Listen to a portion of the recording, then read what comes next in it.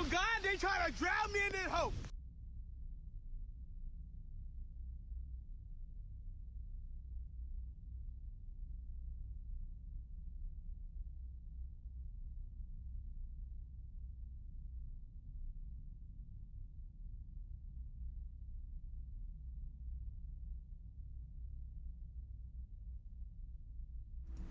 The hydrate before the stream has even like actually technically started is kind of classic of you. That's kind of like classic Megan behavior.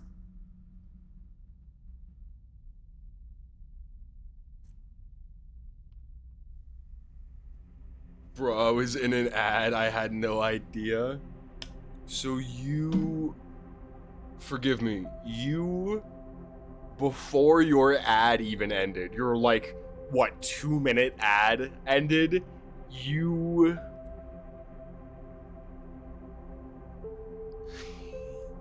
a mongrel. You're, yeah, I mean, you could have looked at the duration. I was hyped for the sequel. That's fair. I'm pretty excited for this. I don't know if I've said that I'm excited for this. I've kind of been. It just kind of happened. What do you mean? It just kind of happened. The stream just kind of happened without me saying it or anything, or the game just happened without me saying, like, without anybody saying anything. What do you mean? The hydrate. Neither of those things that I meant. Because I'm a dumb buck. Yeah, we're gonna place it Sleeper 2. There's a difficulty in this one. Those focused on the story, a low risk option. Broken dice are worth 1. What do you mean broken dice? Higher stress tolerance. Death is disabled. Death is enabled. What the fuck? The intended difficulty for those happy to be challenged. Broken dice cannot be used. Standard stress tolerance. Just do risky. Death incurs a significant penalty. Dice repairs require more components. Very low stress tolerance. Double energy depletion. Death is permanent. We'll do risky. Yeah, we'll do risky.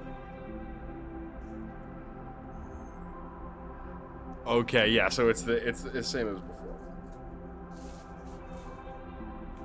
Where we've got operator, extractor, and then a machinist. It was engineer before, but machinist, whatever. Oh, engage is like locked off? That's crazy. Oh no, okay. I thought this was like maybe a point select screen. No, it's just showing you what's what. Okay. So I will start with endure, engage, engineer as well. Okay. I think I'm gonna do extractor again. Extractor is Lofus. Oh wait, they have different things too. Holy shit. It can't be upgraded out. You are perma -2. Okay, interesting. Focus config. +1 stress, +2 focus, lowest dice. -1 stress on focus die positive outcome. Reboot complex. +1 stress, re-roll lowest die. +1 stress, +2 to lowest crew dice.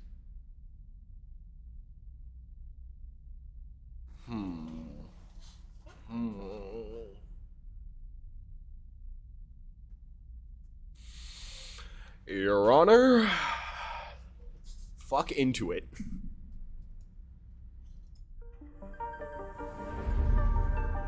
Let's get into it, though.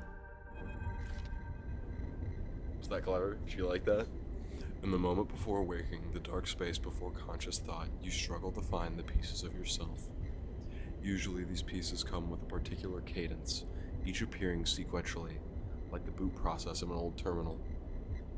First, your body, artificial, compromised, but relaying sense data all the same. Then, its context, the breeze of air filtration, the soft contact of your birth in 0G. Then emotion, coming into focus, coming into your body, bringing with it that first instinct, the one that has framed your past 100 cycles, fear. But The familiar sequence does not arrive. Instead, you are unmoored in space, your body distant, your context silent. Even your emotions somehow obscured and scattered. Among all that disarray, only one familiar thing arrives: the fear. It is a scrambled, panicked fear, the drowning fear, the falling fear, the fear that makes you reach desperately for any stable point. It is the fear that tells you something is wrong, something is very wrong with you. Wake up, sleeper. The voice is whispered in your ear, an act that makes you suddenly aware of your head pulsing in pain, your body rigid with tension. So we're starting pretty similarly to the first game. Sleeper, a familiar name, a mind copied, emulated, a body built, implanted, one person sleeping until their dead is worked away, their double being made to work, to be consumed, and eventually to be destroyed, a proxy, an emulation, a sleeper. That is what you are. But you escaped. You remember that now. Broke free of your corporate creators, SNARP, in search of a future. You cannot remember the details of your escape, but you know that the fear has been with you ever since. All of a sudden, you remember you have eyes, and your eyes flicker open. Lane. Pale eyes, and a pale face, Lane. The name comes with its own specific sensation of fear, one you recoil from instinctively. Sorry to interrupt. A sharp smirk. But this ends here. Oh, this is... Okay, so this is worse. We're starting off way worse than we did last time. You search your mind for more than a name. Is this how you reward me for my generosity? Lane is leaning over your horizontal floating body, looking down into your eyes. I took you in, protected you, gave you a purpose. Try to look away to the corners of your vision to find something you understand. Your body does not respond. But I suppose that wasn't enough. He reaches into the pocket of his jacket and retrieves a small vial. This wasn't enough. Oh shit, stabilizer. The vial glitters. This object you know. You've known for a long time. Stabilizer. The drug that keeps your artificial body, your emulated mind, from inevitable decay. The only balm for your planned obsolescence. The liquid rolling into the vial fills you with disgust. Lane pockets the vial. What would be wasted on you now, after what you've done to this body of yours? He looks at you with palpable disgust. Lane's eyes scan your body. As they do, you become aware of the wires and tubes attached to you, those that were meant to free you from your dependence, from the stabilizer and the control it grants Lane. They're free, you piece of shit. They don't need you anymore. The voice comes from somewhere behind Lane's head. It is a voice you know. But when you search your mind to try to understand why, you only find dizzying darkness. Shut him up, Lane barks. The command. Lane barks the command, and you hear the sounds of an impact, of pain, from elsewhere in the room. You try to move your limbs again, and this time you feel a flicker, the twitch of a finger. You feel the extension and compression of a synthetic muscle. Free, are you? Lane smirks. You were free when I disabled your tracker, and I gave you the stabilizer you needed. He scans your body with angry eyes. Now you aren't free. You're just broken. I had such big plans for you, Sleeper. I invested in you. Lane grips your arm hard, and you feel a jolt of reaction. You will the arm to move. But you've ruined all that. Lane speaks louder, over the sound of the struggle behind him. I will try to preserve your body, of course. I have my own uses for it. But your emulation? You feel one of his hands searching behind your head. He finds and grips the thick cable running on the port at the back of the base of your skull. I will burn that out. Lane jerks forward, slamming across your body, then spinning away out of sight. You feel yourself rolling. The cable's plugged into you, looping and wrapping around your limbs.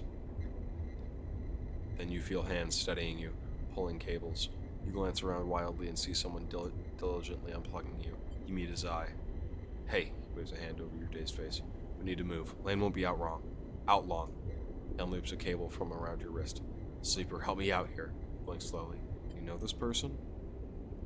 He leans over you and you feel his hands on the connector, flicking switches, releasing locks. Come on, come on, come on. He tugs the connector clear and pulls you up. You see the room you were in for the first time, filled with tech and terminals, wires waving everywhere, all lit by big windows looking out an impossibly bright screen-filled street beyond. In the corner, you see the dark shape of a floating body surrounded by a glittering constellation of crimson bubbles. Is that blood? Move! You are wrestled and shoved towards the door. It slides open in front of you. And then you are out in all that brightness, all that movement, gliding hard towards some unknown destination. You come into stop in a dark alley. The one who guided you here pausing to catch his breath. He Tipples over beside a massive life support unit that sends a lukewarm breeze across your skin. You stare at him, trying to recall anything about him. You notice his tattered jacket, his lightweight clothes. You remember the station runs hot.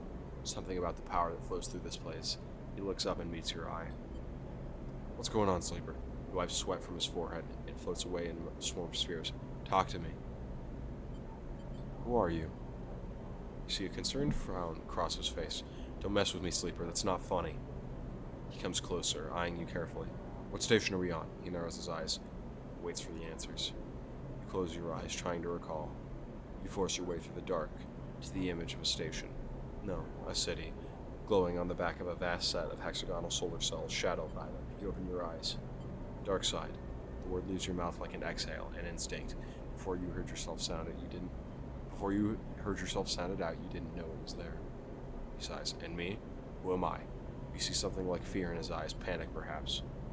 You stare hard at his face, the slight upturn of his mouth, the intensity of his stare. Nothing comes. He closes his eyes and drops his head, putting a hand to his temple. The reboot, he's speaking quietly to himself. Lane interrupted the process. He lifts his head and stares at you. We need to keep going. We need to leave. He turns and kicks off down the alley. Come on, the rig can't be far. Dark side. As you are led through the passages and serviceways of the station, you try to recall your life here. The texture, the temperature of Darkside feels familiar, but you struggle to pin specific memories to it. Focusing hard, you recall walking up these passages, cycle after cycle, the rhythm of the station flowing over you along with the crowds. You recall desperation and the slow decay of your body that caused it. Then Lane, those pale eyes offering you a glittering vial, stabilizer, the promise of supplying more for your work. A deal he locked you in like a cage. There, your memory fails you. But in the dark beyond that moment, the residue of panic, of fear remains. You were Lane's prisoner, Lane's plaything. You shudder in the cold passage. Wait, your guide holds up a hand, and you stop. And you stop your glide using the wall. Ahead, you see the tunnel opens up into a wide open bay, with a few doors leading to cylindrical tunnels. The docks. They're watching the rig. He nods towards the docks, and you see one of the doors has a couple figures flanking it, one covered in ornate tattoos, the other with bright silver implants along their cheekbones. Utsubo, Lane's guys. He looks at you and shakes his head in frustration. All this, it's not coming back to you, is it? Something catches your eye, and you see he's playing with a coin, nervously turning it over in his fingers. He sees you looking and slips it away. He places a hand on his chest. I'm Seraphin, alright? He looks pained when he speaks. Lane, he was our captor. Both of us. We did this so we could escape. We needed to reboot you, to break your dependence on stabilizer, he pauses. You know what that is, right? You nod meekly. But Lane interrupted me back there. The reboot didn't complete, and he sighs and shakes his head. We can still make this work. He looks back at the docks. I'll lead them away. You get the docking bridge open. If we make it to the rig, I know how to get us in. Got that? He searches your face for any sign of recognition. What's the rig? Seraphim looks annoyed. A ship. Our ship. Or at least, it soon will be. Lane assigned it to us when we were on jobs for him. Get that door open. He pats you on the shoulder. I know you can do this. Seraphim kicks off hard and glides into the docks. Over here, shitheads! He bellows to the guards as he barrels through. They immediately push off from the wall, giving chase. Holy shit. During scenes, you may encounter skill checks, where you can perform certain actions using your skills. Like the dice actions you will encounter later, skill checks can have a positive, neutral, or negative outcome. The better the rating of your skill, the more likely you will be to succeed on the check. The odds of success are displayed when you select the check. You can see more info in the guide selection of the pause bit. Another mod has entered the VIA! Hi Lee! We're playing Citizen Sleeper 2. Yeah, that's bad news for us. Engineer! Neutral outcome, check passed. You shift to the central access panel and wrench it open. You scan over the mechanism, looking for a weakness. Somewhere nearby you hear more shouting. You reach in and grab the main latch, straining as you bend it outward. The seal releases, and you drag the door halfway open. It screeches in its metal frame as you pull. Go, go! Seraphim flies past you through the doorway into the docking tunnel. I wish the best of Citizen Sleep to you.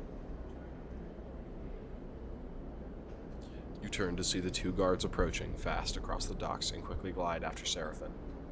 Seraphin is already at the rig's door, inputting an entry code. The rig's door scissors open and you both rush inside. Quickly, Seraphin grabs you by the arm and drags you up into the cockpit, the ship's layout hazy in your mind. He dumps you in a flight of seat and straps himself into his own. You see him tap a series of buttons as he does, talking to himself. Come on. The rig's drive rumbles to life, and Seraphin slams a button on the console. You feel the force of the ship's acceleration as it pulls away. Holy shit, we're getting out of here? What the fuck? The rig. As the ship glides into a place on the connecting bridge, its automatic system is nudged there by the port's docking protocols. You feel a sense of relief. Seraphin burned hard out of Darkside, and you dropped in and out of consciousness in your seat as the rig made its way across the belt. But now, with open space between you and Lane, you feel fresher, more awake. Seraphin breaks the silence. We're good, Sleeper. Holy shit, these are awesome rolls! His eyes don't leave the monitor, and you realize that your part of the escape is routine for him. You and he must have docked this ship countless times in the work for Lane. The problem is, you don't remember any of them. We made it, he whispers, closing the eyes and letting out a sigh. He shakes his head and then unclips from the pilot seat. Seraphin reaches up, flicking through a set of switches in a practiced fashion, completing the shutdown. You watch, a little frustrated with your own uselessness. Running the rig, you realize, is just another forgotten thing you've forgotten. It's just another thing you forgot. I don't know why another forgotten appeared in my mind. A clunk that runs through the walls of the ship is followed by a short progressive alarm tone from the pilot's consoles.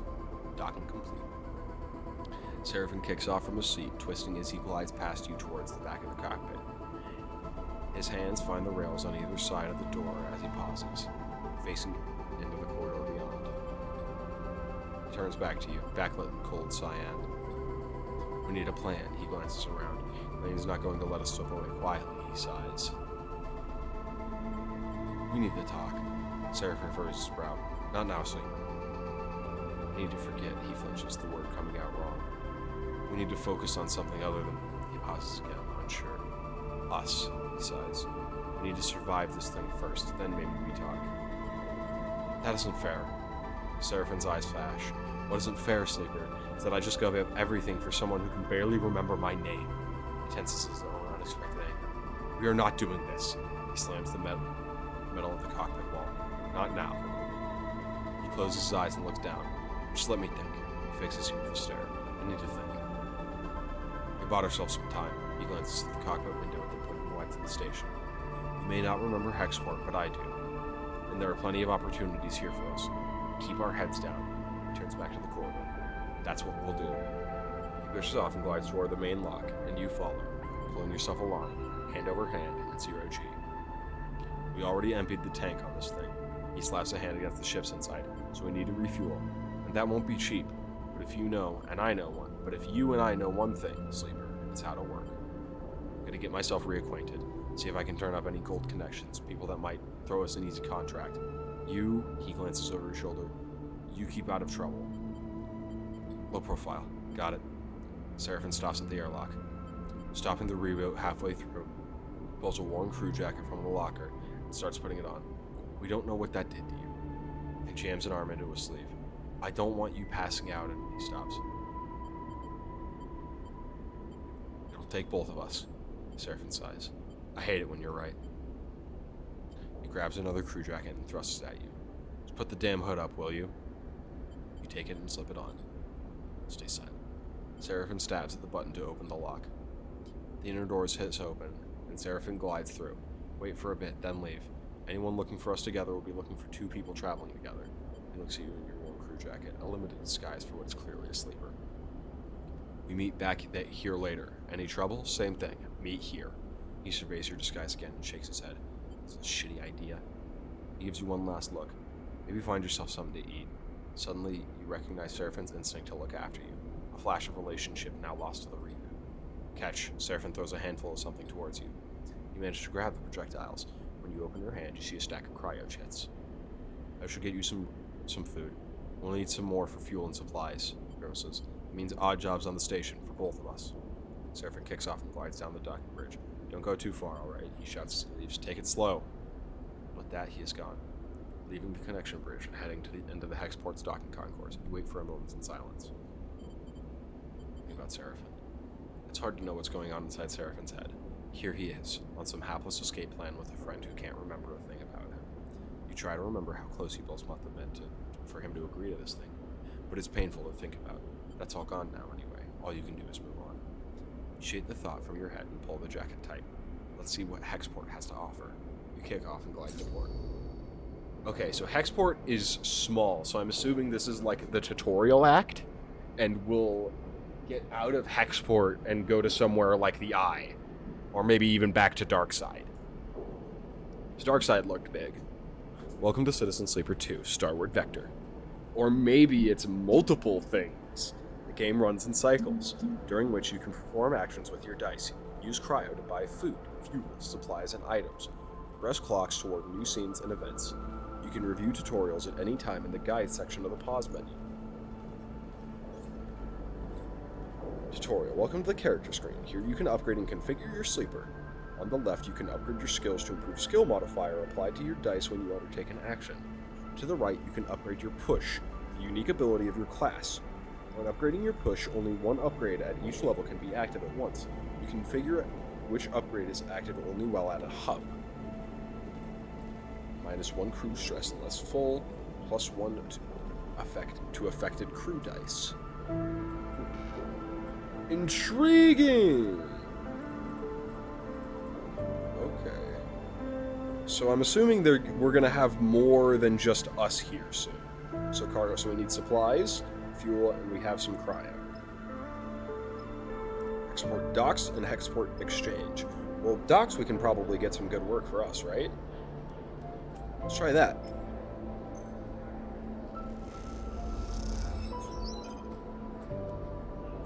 Just progress to clock. A clock tracks your progress. Yeah, okay, I know how that works. I'm aware. The Benz. Chaotic bar. Export exchange. Okay, and this is how we trade scrap and stuff. Interesting. Okay, and wait, this is rules of the exchange. Let's throw this in here, why not? Get some cryo, and that gives us a new location. What new location does that give us? That gives us the Hexport Trade Hall, Spacer Trading Market, where we can buy fuel, fill fuel. Oh boy. Trade some more scrap, why not? And now, we know the rules of the exchange. We also got the Hexport Canteen, which we can get food at.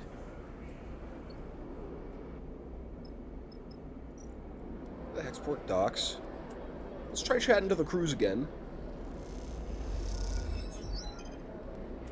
Maybe, well, let's take a look first at what we found, because maybe it's the warehouses. Maybe I can do, freight loading. The warehouses supply the industrial operations of the station, meaning they need constant loading and restocking. It's useful for getting cryo, I'll tell you what. Playing Star Stroker. SNS is a spacer gambling game played with custom magnetic dice. Chicks are stashed in assemblable marked cans. Oh. Ben's Fry. Oh, that was nice.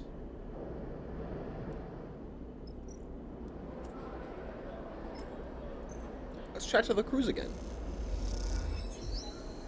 Oh yeah. As you are gliding across the docking concourse, you hear a scuffle. The noise of raised voices cut through the conversation drifting out of the dockside shops. Glancing down at an alley, you see a huddle of figures shouting back and forth. You spot one man in the middle of the group, surrounded, pushing the others back as they grab at the bag slung over his shoulder. You don't like the way this looks, but then again, Seraphin told you to keep your head down. Oh, let's be a good person. Neutral outcome, check past. Without thinking, you kick off and glide down the alley, nudging the parabola as you drift to aim directly into the back of the most aggressive assailant. You barrel down the alley, raising your arms for the impact. As you do, your target turns back to face you. You see the flash of an implant across their eyes before you slam into them. The assailant grabs onto you as you hit them. The two of you spin together in zero-G, kicking and pulling at each other. You manage to get both legs between the two of you and kick him off into the metal pipes opposite. Then something hits you from behind, and the whole alley blurs, and as you spin forwards, through the ringing sound of the impact, you hear curses shouted in retreat. You steady yourself, and a heavy hand falls on your shoulder. Don't do that again. The man gives you a severe look, shaking his head at your eager attack. One of those scumbag knifes you? I don't want that on me. He pushes you aside in the corridor and throws a large bag over his shoulder. I was helping. The man laughs. Well, he shakes his head. Thanks, I guess. He kicks off and drifts back to you. Okay, dick. You watch the man go, and then after a moment, he stops and turns back. He rubs his forehead down as he does. What's your deal anyway, he sighs? Maybe you're new here, but Hexport is no place for do-gooders. You needed help. The man smiles. I don't think so, he shakes his head. Bunch of cowards. Idiots, too. Getting beat up over some scrap. Look, let's not hang around, alright? The man pats his chest. I'm Femi. He unshoulders one of the bags and pushes it towards you. Make yourself useful. Let's head. You get the strap of the bag over your shoulder and follow him through the docks, gliding past the concourse towards the connecting bridges. He cuts down a side passage, looking back to check it you were following. Then, he stops at the docking bridge, connecting to a dull green ship with yellow markings. You look out the viewing window at its odd catamaran-like shape, seeming built from two separate hulls welded together. Symbol crash, he says, and you assume that's the ship's name. Femi, you bringing in strays? A young woman brightly dressed and stretching as she glides, drifting into the passage. She glances at you. Holy shit! And stretching as she glides, drifts into the passage. She glances at you. No offense. Nia, Femi shakes his head. This one, he squeezes your shoulder. Help me fend off some Hexport scum while you were busy sunning yourself. Nia raises an eyebrow. I'm sure you can handle him, big brother. Her glib response hides the flash of concern that passes across her face. You can't tell if Femi noticed. Nia turns to you. Thanks, she smiles sweetly. I'm sorry for my brother, she shoots him a glance. Just in general. Nia, Femi murmurs. Enough now. He reaches over and takes the bag you were carrying. Nia rolls her eyes at you but stays silent. Factory Row wouldn't take these. Femi hefts the bags. I'm gonna load them back up. Maybe we'll find a use for them. He turns back to you. Thanks for the assist, Sleeper. That's firmly. Not what I expected. He slaps the button of the bridge door and kicks off along the docking bridge on his way to the symbol crash. Nia looks at you with raised eyebrows. I hope my brother was joking. Or did you really help him? I tried. Thank you. She looks back at the ship. My brother needs more help than he admits. That's okay. She pauses, thinking. I want to ask you something. She takes a deep breath, then gives you a direct look. What is she looking up to? Are you looking for crew? She looks away. Sorry to be direct, but you seem like, well, if you're on Hexport, maybe you were with a crew. She stopped. Maybe you were with a crew. She stops herself. I mean, maybe your crew needs crew. I mean, maybe you're looking. Why do you ask? Neil looks back at the ship. I don't know if I have the authority to say I am. Neil looks back at the ship, then at you. Look, I'll be honest. Being on a crew with my brother is nice, but he's suffocating me. She frowns at her own bluntness. Okay, I gotta go check what's happening.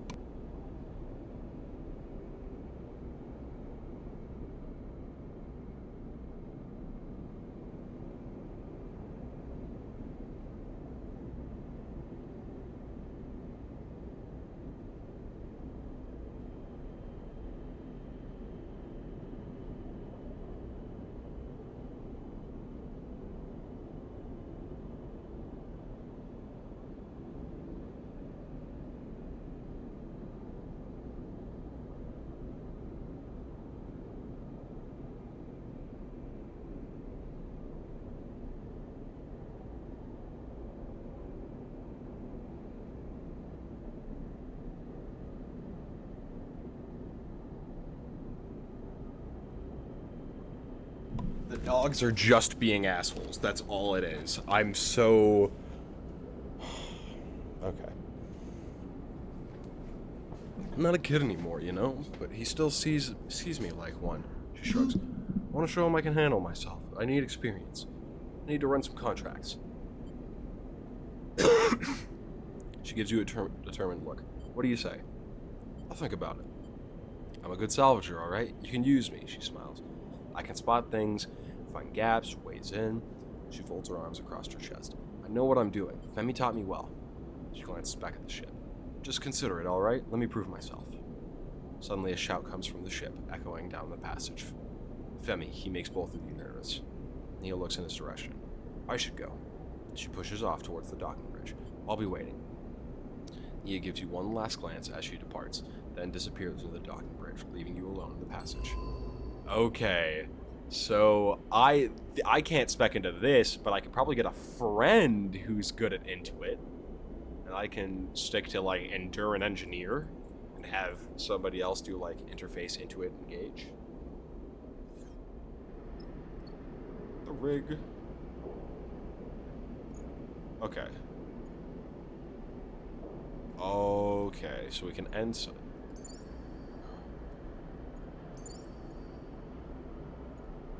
Okay, I see.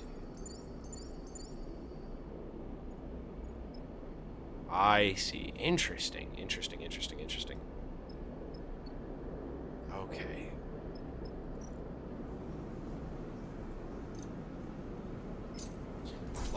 Fuck it, let's fill up.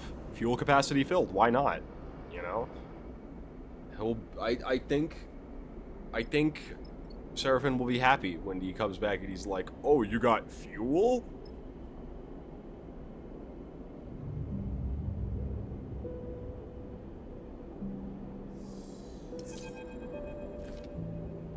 We're in trouble, Sleeper. Seraphin leans into the bunks as you're getting up. Without further explanation, he disappears down the corridor towards the rear of the ship. Drift out into the passage, pulling on your clothes, and glide down the length of the rip in cool air, making you shiver. Seraphin is a silhouette, silently leading the way. He stops at the far end, diverting through a side door, shooting you a glance as he does. You find Seraphin holding out a tangle of arm-thick tubes that are waving in Zero-G's engine room. You know what these are? No, tell me. These are the engine's feed lines, he waves one in the air, and before you ask, no, they aren't supposed to be waggling loose. What happened? These must have broken loose when we pushed the ship hard on our way out of the dark side. He looks at the mess. We're lucky the reserve tank is empty. Otherwise, he shakes his head. It would have been bad. But he pushes the pipe to the side. No feed from the reserve tank means that the rig's range is limited to the local region only. He thumps the large lump and housing of the engine. This thing can't take us anywhere far. So we fix it?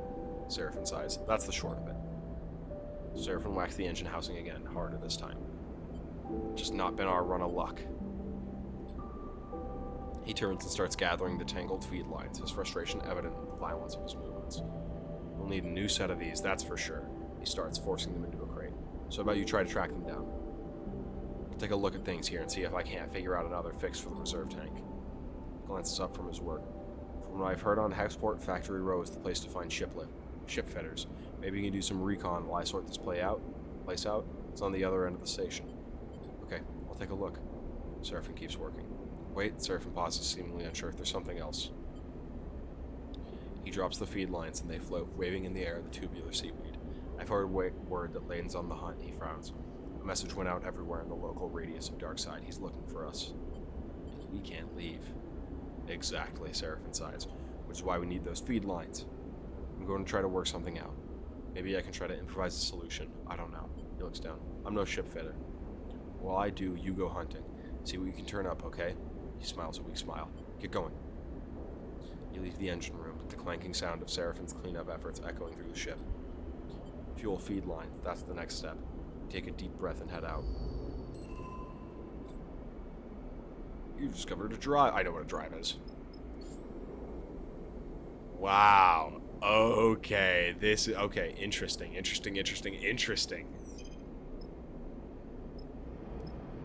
Village push.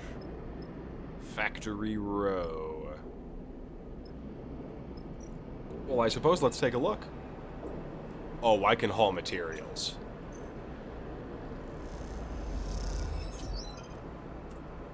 Trusted supplier. I can haul some materials. Come on, pause it. New mechanics for a new game. I do love new mechanics for a new game. Factory Row howls as you glide through its cramped passages. Whatever its many bays and rooms once were, they now serve as containers for industry of every kind. Warring manufactories precisely engineered components with rapidly shifting arms, while scrappers hammer incessantly over bent ship plates. Everywhere you go, there is energy and activity, and for good reason. Hexport itself is built on the derelict fragments of a solar refractor, and even the small amount of energy generated by its remaining mirrors is enough to power a city of machines. It's familiar to you, of course, in a strange, far-off way. Because of Darkseid, that place in your memories of it are a muddy haze, but it is hard to forget the glint of its hexagonal reflectors 10 or 20 times more than Hexport's, and that wild, flickering city growing on the back like a tumor. In comparison, Hexport feels provincial, but deep in Factory Row you could almost be back in Darkseid. And then you see them, tubes just like those Seraphim had waved in your face, the feed lines. You push over the display window of the unit marked Karsten Supply, and the block capital cuts from the plate. There amongst an angled shelf of oversized ship components sit the feed lines, like some large biomechanical tangle of snakes. You slip inside, where the sound of Factory Row is little screened, and spot a large figure working at a bench hunched over, concentrating. It seems like he doesn't notice you either. Wait patiently. You let him work, watching as, despite his heavy build, he delicately aligns the components, their layers slotting like puzzle pieces. After a few moments of observing the process, he turns his head a little towards you. Can I help you? His accent is heavy but unknown to you. Those feed lines. How much? There's a sharp clank as Karsten places his tools and the component against the magnetic plate on the wall. He turns with a surprising grace and begins cleaning his hands on a cloth. Those sharp eyes scan you. Karsten's thick-set features do not betray the results of his assessment. Custom built those for a client that never collected. He looks at his hands while he speaks, checking out the oil stains. You have one of the old MEVs then? He sounds out of the letters in the way you don't recognize as he speaks. You try to recall anything you know about your ship, but the memories elude you. Perhaps Seraphim should have come along. I think so. Karsten squints a little. Right. Look, Karsten drifts over to where you are for standing, his opposing height evident. For a fellow enthusiast like you, he continues in distinctive monotone. Let's say a few hundred cryo and clean shits. He shoots a glance at the feed lines. 400, let's say, to be precise. 400? 400, Karsten says back, repeating your question without the emphasis. It's expensive, I know. It's a shame. It's just what they're worth. He screws up his mouth a little into something that might be a smile. However, I'm more of a bartering type myself anyway. Barter sounds good. Karsten sounds sagely. There's a little favor I need a crew for. Well, you look like you might be a good fit. He tucks the cloth away in his pocket, clasps his hands. I know of an old Solheim wreck out there, very old, pre-collapse. It's tucked away in a dead zone, so no one has ever really cut it. Not only that, but Solheim derelicts have a habit of triggering nasty security protocols when approached by an unfamiliar ship, so it's been left well alone. A salvager like you, with an old Solheim rig, but it wouldn't even flinch if it saw you coming. He smiles.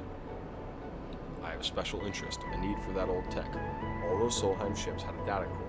While I don't care about the accounting reports or material ledger or whatever they kept on the damn thing, I do care about the hardware.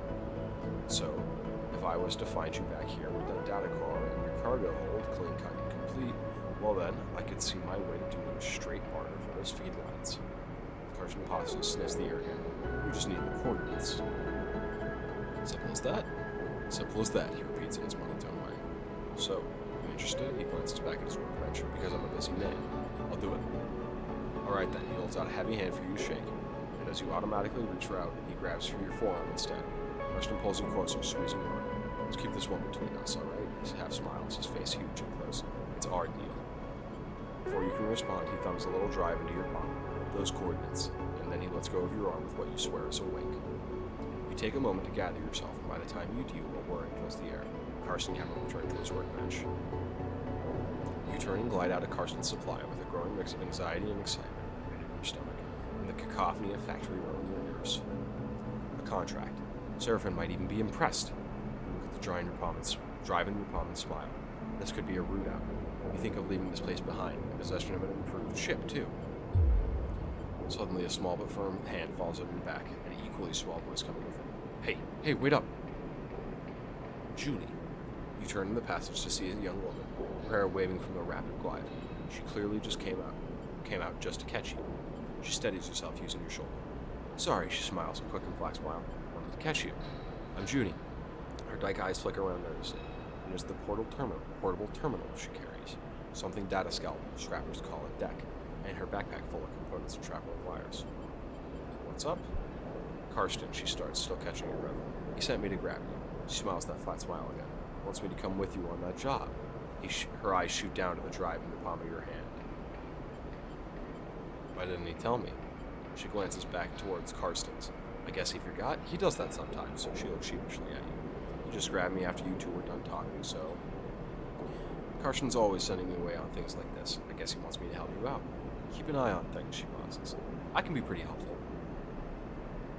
So, she looks around the passage. Should I meet you at your ship, and you can tell me when you're ready to go? I'm not sure. She looks nervous. Sure, I mean you aren't sure when you are leaving.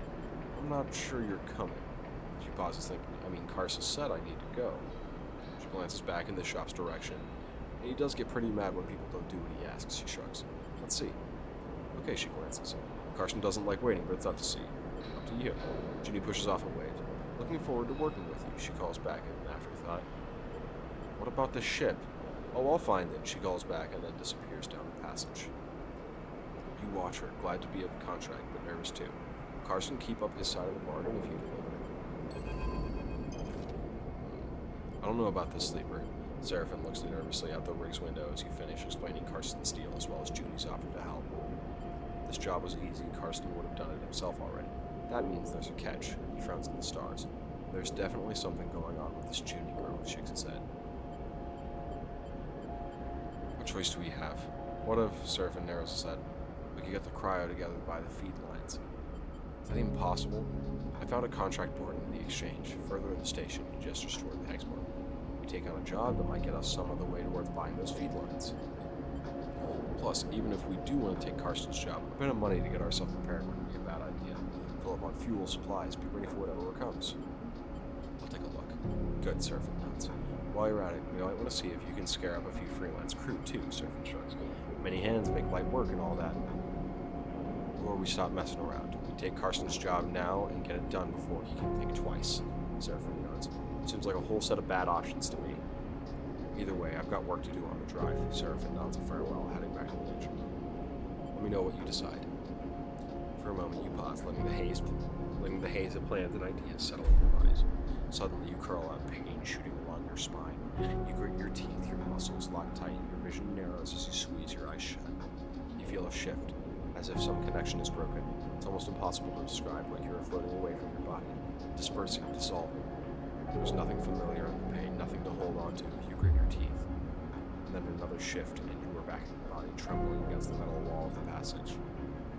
The pain slowly fades, becoming a pulsing throb and then a residual flicker. You flex in zero-G, stretching out in the tension. There's a strange sensation in the distance that persists beyond the pain. A disconnection between your body and yourself. A flickering numbness that refuses to recede. You wonder if the reboot has done something to your body. Or if this is some new sensation that you want to live with indefinitely. It strikes you that you know so little about the body that houses you. It could be moments away from collapse, or it might preserve for countless cycles like this. Try to shake off the feeling, pushing your hands against each other until they feel like they are yours again. That's the only thing you need right now. It feels like it's running out fast. You head for the airlock. You have work to do. Work to do. I have an upgrade point. But that's not helpful, because I need at least 2 to do anything.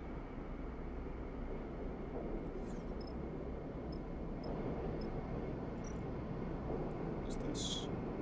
Interface, engineer, and sell raw scrap. Okay. Okay. It's Karsten supply. We need the data core. We can buy the feed lines. Which I think we'll probably try to get the data core, to be honest.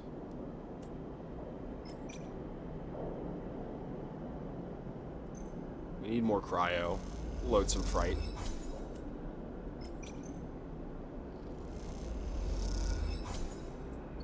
Are there any safe checks around here? I don't think so. Risky.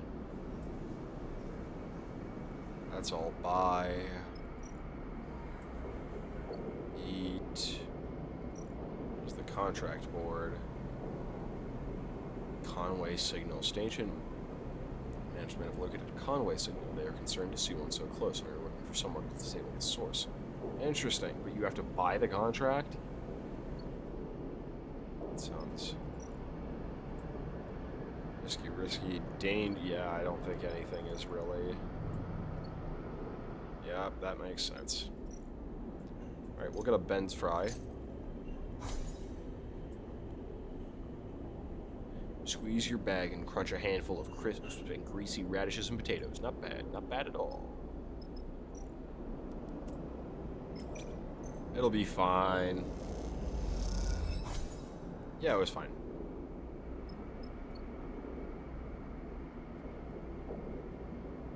Oh, okay, Seraphin is crew. We can get more crew. How do we... I don't know. I don't know.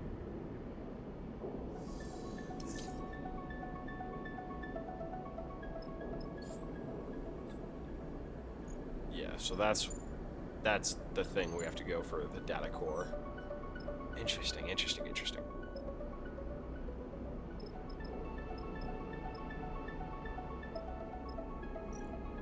I know what we'll do. We'll do another thing of fright loading. Get some more cryo. Positive outcome plus 11 cryo. Hell yeah. We'll go to the trade hall. We will fill up on supplies. So we are full on supplies and fuel. And then fuck it. Jesus, -3 fuel.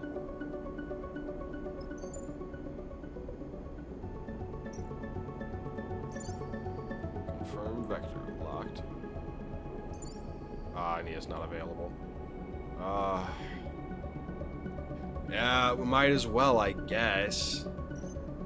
Firm crew.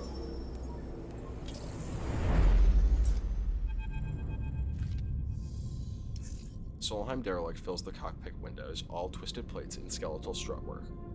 You watched it in horror and fascination as Seraphim completed the approach, both of you silent in the presence of this decaying beast. Now as you settle beside it, Seraphim is the first to break the silence. The thing is already dead. He shakes his head. It's a corpse, Sleeper. He nudges the ship closer, looking for a place to dock. I touched this thing too hard, it'll crumble to dust. Let's not do that. Seraphim does a little mock salute. Aye aye, he rolls his eyes. Any other tips?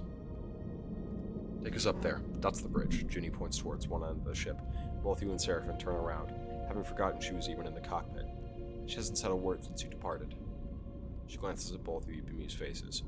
What? She looks away. Sorry, that's where we need to go. She stops pointing. Seraphim nods toward Junie. She's not wrong, Sleeper.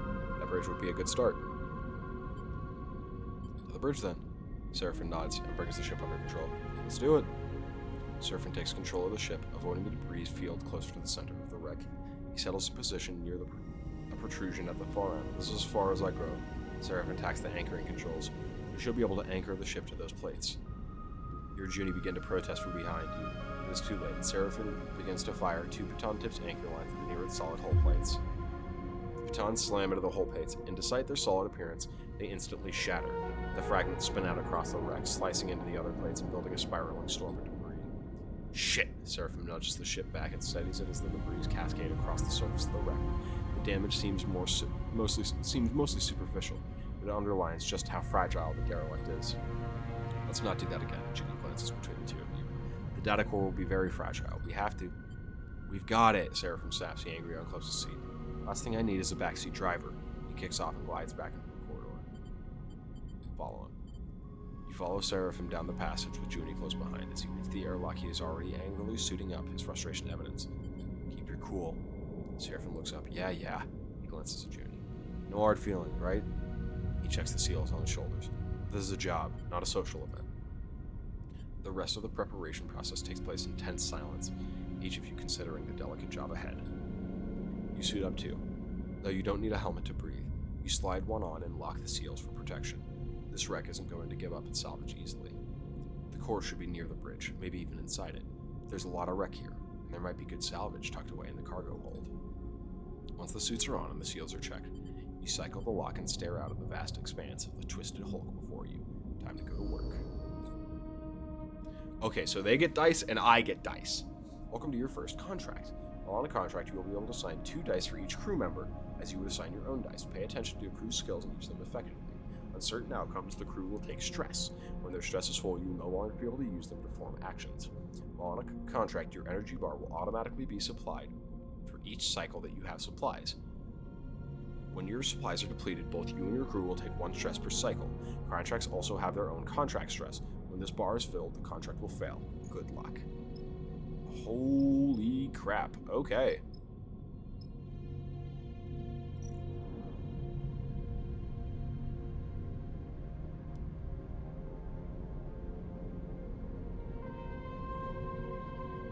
So we can try to force the lock, or we can do lock dissection. There's also more in the depressurized bay, which we'll probably have to go there.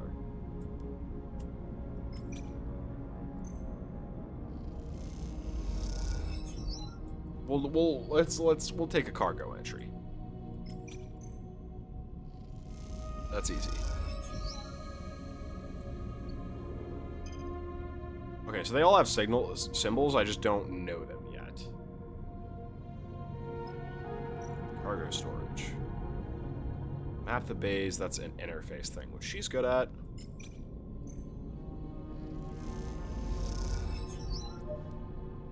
Cracked it.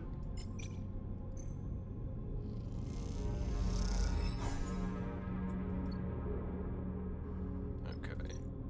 Corroded airlock then. This one's dangerous, and usually danger has a better outcome. You can use your push ability once per cycle. Give you an edge in tricky situation. Pushing gives you here's one stressful. I don't need it yet. Just force the lock. Oop, derelict stress. Oh, I should have. Oh, it doesn't. It doesn't even matter. Okay, whatever.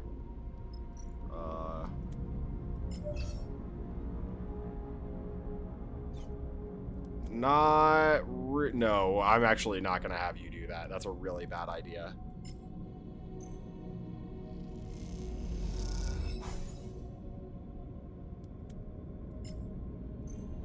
Come on, neutral, baby. I hate this shit. Sorry, bud. Sorry, bud. It's okay. Hull breach. That's bad.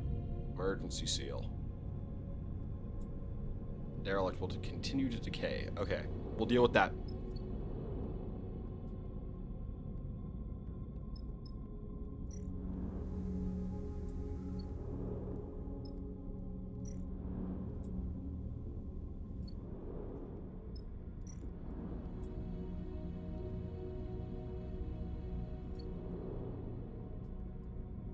End cycle.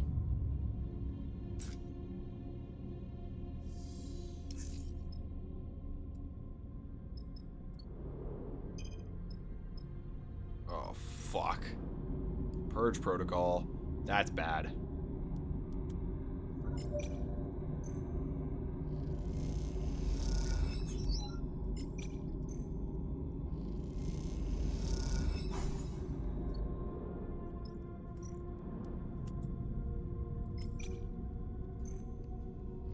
Just do a quick little emergency seal.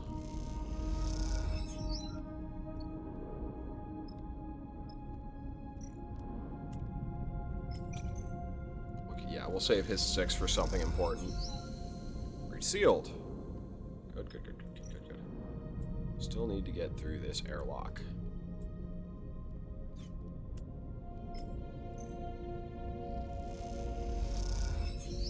There we go. Like that. Bridge of the derelict lies silent. The pale beams of your suit lamps catch rows of terminals and clouds of glittering dust. Wires wave like seaweed, and the whole scene appears as if it's underwater, chaotic but still. Junie glides past you, disturbing the dust and taking you by surprise as she does. She's been a stoic presence so far, but in this moment, she seems drawn forward by some force of curiosity. You watch as she bats away the debris and begins checking terminals. Let her work. She's already prying an access panel off one of the more intact-looking terminals, and as she does, pulls off a rust color of the vacuum around her head. Stop her.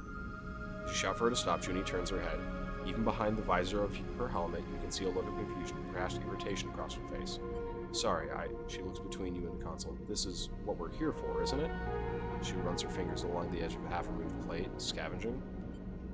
I need you to follow orders. Junie frowns behind her visor. Of course, she looks away. But trust me, this is going to help. She turns back to the terminal and finishes prying off the plate. Then, quickly, she reaches inside, fishing around for something. Her hand comes back around with a waving cable topped with a thick connector. As soon as she sees it, she slips a keyboard-sized deck out from somewhere on her person. She runs her hand from across her back until she finds the right port and slots in the connector. All of this happens in a few seconds, the routine, practiced, and precise. It's hard not to be impressed. Like your first Solheim ship? She glances at you, a nervous look on her face. She thinks you're accusing her of something. She shakes her head and goes back to work. Junie's fingers dance across the deck's keyboard, and a burst of static lights up the Solheim terminal screen. A sudden burst of light and color take you by surprise. Junie's fingers tap away, the terminal screen flashing with blocks of color and lines of code. It buzzes and vibrates, its long-dead systems forced back into chaotic life. Then, all at once, it goes dark. The terminal is dead. Shit, Junie hisses beneath her breath. Useless. You can't tell if the insert is directed at the terminal or herself. There are plenty more. She looks up at you with a confused expression on her face and then scans around the bridge. I suppose, she pauses. But even from here, I can see most of them are less than scrap. The cradle with the data core can't be far. She pushes off the terminal, gliding away from you. I'll start looking, she calls back and heads off to the other side of the bridge. Seraphim glides up beside you. Everything all right? What do you think of Junie? The kid, Seraphim shrugs. You know her better than me. Keeps to herself. He squints at her retreating form. Seraphim stretches in suit. I have to admit, it's nice to be back working. Especially now we were ones who will reap the benefits. Claps you on the shoulder. Feels good to be taking our fate into our own hands. I know it's pretty rough there, back on Hexport. And out here, we're just as likely to get shredded by debris as find the damn data core. Aren't you glad we made a break for it? He pauses and looks down, having asked the question almost by accident. I mean, I am. I just don't want to speak for you. I'm glad to. Seraphim smiles. You better be. I didn't give up that little dark side cupboard I was living in for nothing. He laughs at his own joke. Look, Seraphim checks his suit's wrist seals. Once we've got a bit of space behind us, once we've gone the distance, if we even manage to get that far, he furrows his brow. Don't feel you owe me. I'm no charity case. You want us to go our separate ways? Fine by me, he meets your eyes. Just do me the favor of telling me to my face. That won't happen. Seraphim nods but don't respond. After a moment, he shines his torch onto the ceiling. He shines his torch out in the dark. Jesus Christ, ceiling? Where did I get ceiling from? The dark, checking the rows of terminals all across the bridge. You watch the glittering dust as it eddies in the beam. Seraphim sighs. Let's get to it. You watch as he crosses the bridge, his torch probing the dark corners. You feel a chill run through your body as you imagine the people that once ran through the ship. The Solheim crew, surely long dead. What was it like here before the collapse? When this system was the jewel in Solheim's crown? It's impossible to know. That history is lost to you now. All you can do is pick what you can from the ruins.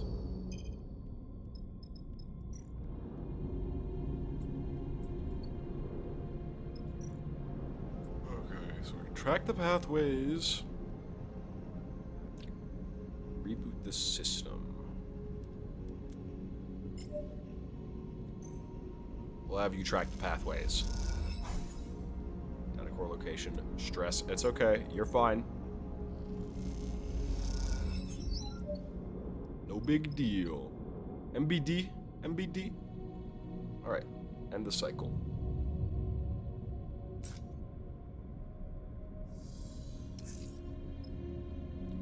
Not good. To be honest, not the greatest rolls for me, but not the worst either, so... Give it a shot, Sleeper. Come on, positive. Damn it. Okay.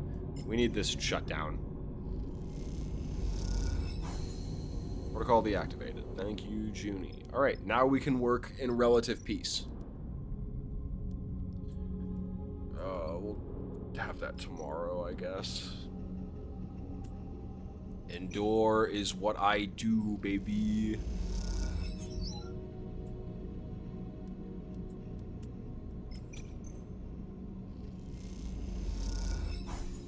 Ooh. Oh, I gain stress too. You have a higher chance of taking damage to your action dice each time. Oh, okay, interesting. I am not using those, by the way.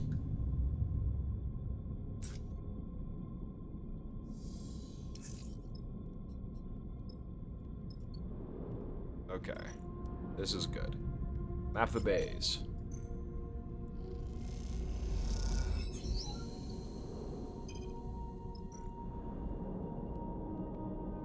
Extract raw scrap.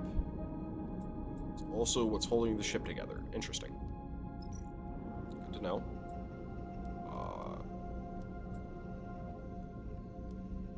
Damn, it's all indoor, man. It's all indoor.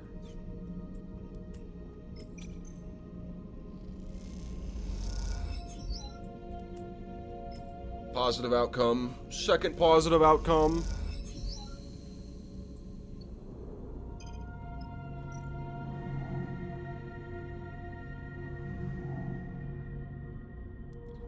Isolate the core and slice the core. Do not damage the core. You son of a bitch. I'll fucking do it myself.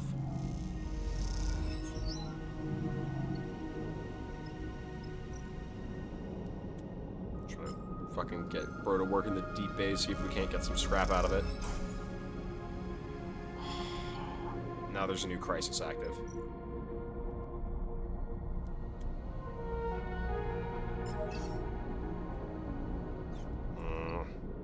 We're better off making sure we get the core out. Nope.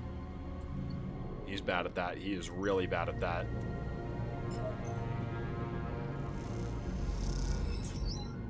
Fuck. Okay. It's fine.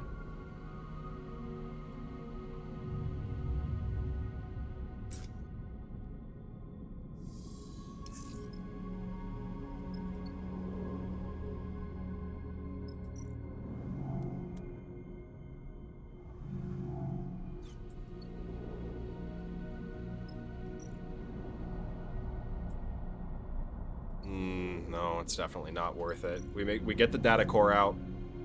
That's what we have to do. We make sure that gets done. And then from there, we take a little bit of scrap and go. You watch nervously as Junie guides the core out of the cradle, a large ball almost half of your height in diameter. It glides up out of the framework that held it, connections waving loose and cut. Her breathing comes through the suit's comms, loud enough to be picked up, and it fills you with tense energy as you watch. Over the course of the job, you have seen Junie both focused and distracted, nervous and precise. You have not seen her any more confident than in this moment now. She floats beside the data core, handling it with care and skill as if it was the vast egg of some endangered bird. She glances up and sees you watching her, and you notice something unfamiliar in her eyes, something you have perhaps seen in a passing moment before. Only now is it of momentary lapse or change. It is set in place. You see determination. She guides the core a little away from you with one hand, and at the same time comes forward, almost placing herself between you and her prize. And it does seem to be hers, and the way she handles it, the possessive way, she screens it with her body. We need to talk. The statement comes flat and deadpan without any nervous trembles. What are you doing? Sleeper, she takes a deep breath. I want to be honest with you, but I need to know you won't take this from me.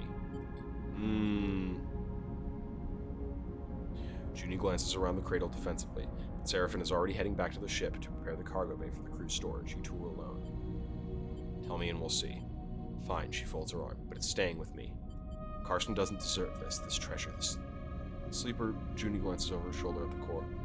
Do you know how many of these are left intact? She shakes her head. All he wants to do is wipe it clean so he can use it to interface with Hexport. All that data gone. So what do you want? I want to extract the data to make use of it. You see some genuine emotion flicker in her eyes. She sighs. After extracting the data, the core will be unusable.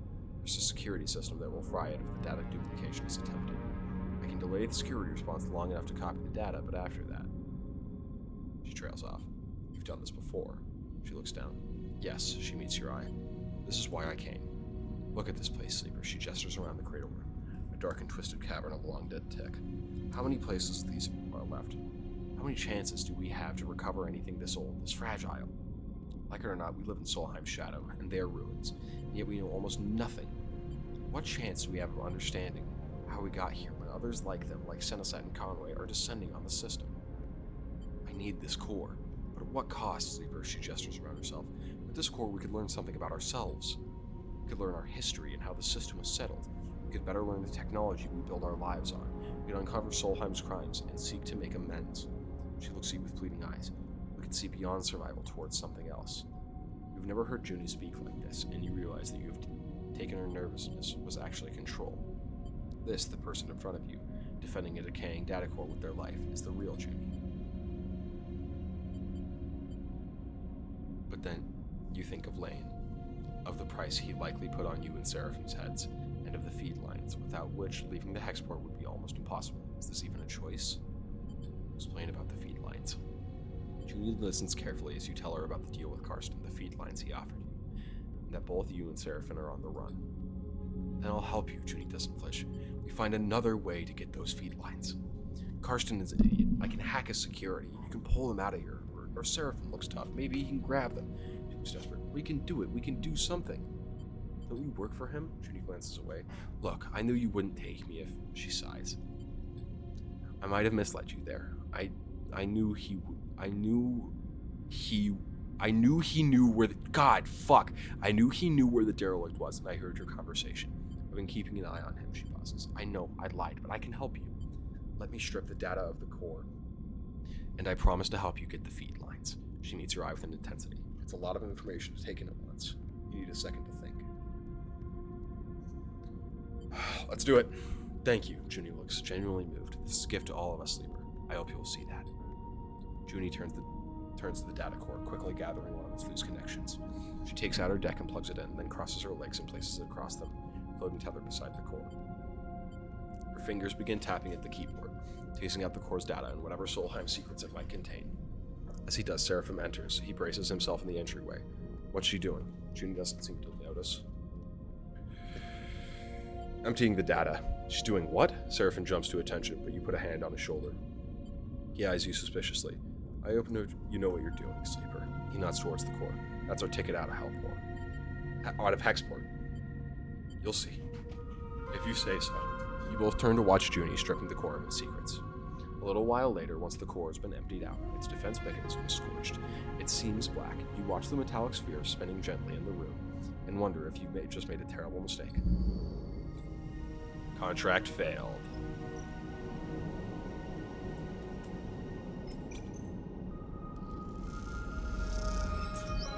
Get some more scrap out of... Oh, it's okay. It's done. There's a horrifying lurch. You were sent spinning across this bay. You were crossing a hall of debris. You watch the side of bay silently tears open in front of you, a gaping black maw tooth for flying debris. Maybe this was a bad idea. You stare into it, your breath heavy in your eyes, your eyes wide. Suddenly you feel a tug on your back. You're tethered. As you spin from the sudden arrest of the glide, you see Seraphim holding onto the other end, reeling you towards him. We have to go, Sleeper. His voice comes urgently over the comms channel. This place is done. Both make your way through the spinning derelict in silence, charting a path through what was once passages, now twisting tubes like the intestinal tract of some dead creature. Eventually, you make your way onto the surface and find the rig still tethered, but gashed with debris and scars. You and Seraphim exchange concerned glances. We're going to pay for this. He looks over the damage. Let's hope she still flies. You tether together and push off the hull. Seraphim glides you through the debris. Below you, the derelict is exploding in slow motion, tearing apart in a swarm of razor-edged shards. I sure as hell hope Junie is going to come through for us, Sleeper, you hear Seraphim on your private channel. Because if you gave her that core for nothing, then this contract was the biggest waste of time I've ever seen. It's gone. Junie's voice comes through faintly over the comms. She must already be on the ship. Thankfully, we got the core. No shit, Seraphim answers back. Contract's a bust. What a waste, Junie says quietly, and then the channel clicks off. You arrive at the rig's airlock and bundle yourself inside, noticing the exterior damage. It looks mostly superficial, but it will no doubt take its toll on the ship. Once you're back in the cockpit, you look out at the derelict Saturn IV. It seems you will be the last visitors. Let's get the fuck out of here, huh?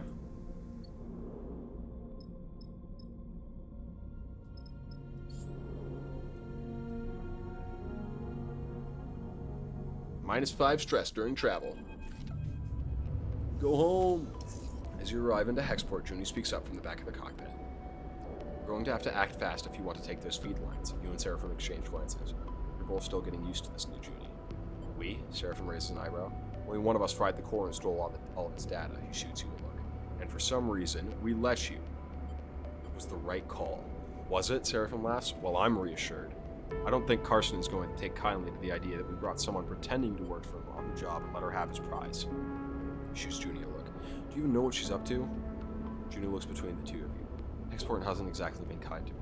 You two trusted me, even though I didn't deserve it. I'm not used to that. I want to repay it. Not to mention that Carson is probably ripping you off, even if you get enough cryo. What's to say he won't raise the price? Trust me, he's no good. I was trying to deal with Carson to get those derelict cords from the moment I arrived here. He ran me in circles. She shakes her head. Seraphim is watching her closely. Even if I do take you at your word, which given everything seems a little tough, how do we even do this? He raises an eyebrow. You're telling me we just drift here and take the feed lines? Look, I get it. You don't trust me. She pauses. What if I have a vested interest in this working out? There's nothing left for me here, and I don't feel much like hanging around waiting for Carson to figure out my involvement in all this. I need safe passage. You need the feed lines to grant it, and she allows herself a smile. See where I'm going with this? Seraphim sighs. I don't like it, he pauses, but it makes sense. What do you think, Sleeper? We all get something. Exactly, Junie smiles. Let me prepare. I'll head to Factory Row, scope the place out. Meet me there and we can work out a plan. She glances between the two of you. Trust me, we can find a way. We keep it clean. Simple. Clean. God, fuck, Ugh. Megan, you can see in real time my brain moving things to where they're not supposed to be. Simple is good. Agreed, Seraphim cuts in. His dark look betrays his concerns. I'll go scope out the bait we need in the Factory Row. We should split up, less likely for Carson to suspect us. Meet me there in a few and we can finish setting up. Junie unclips from her seat, floating. I want to show you I can be trusted, that we can do this. She looks between the two of you. Believe that, please. And with that, she slips away down the passage towards the airlock and the Hexport beyond. You look at Seraphim. I'm saying nothing, Sleeper. He unclips from his seat, too. Either this is the kind of mess you have to go through to get out of it on the other side, or it's the kind you never escape. Either way, we're in it now. He leaves the cockpit. You stare at the chaotic lights of Hexport and wonder if anything in the Starwood Belt ever runs smoothly. Ooh, that's bad. Yeah, we gotta get the fuck out of here.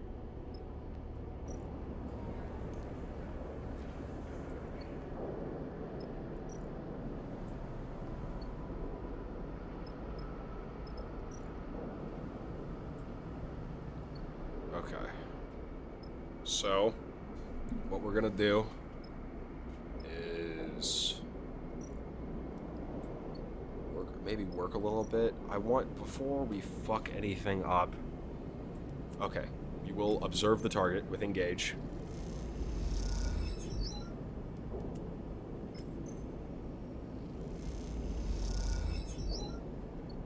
Excellent. Okay. Get to fright loading. Fuck me.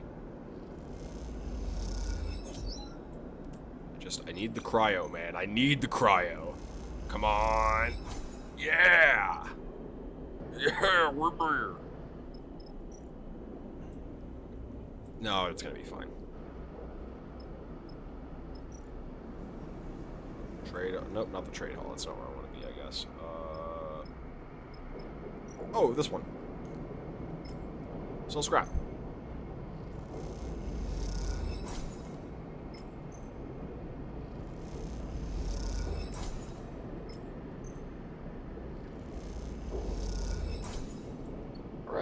Hell yeah. Now we go to the trade hall. We're gonna refuel. Refill our supplies. End of the cycle.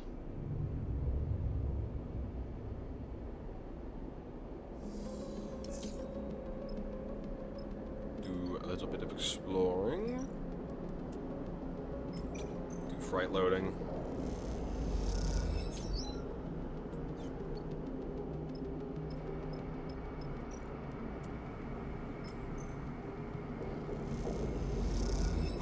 Hell yeah.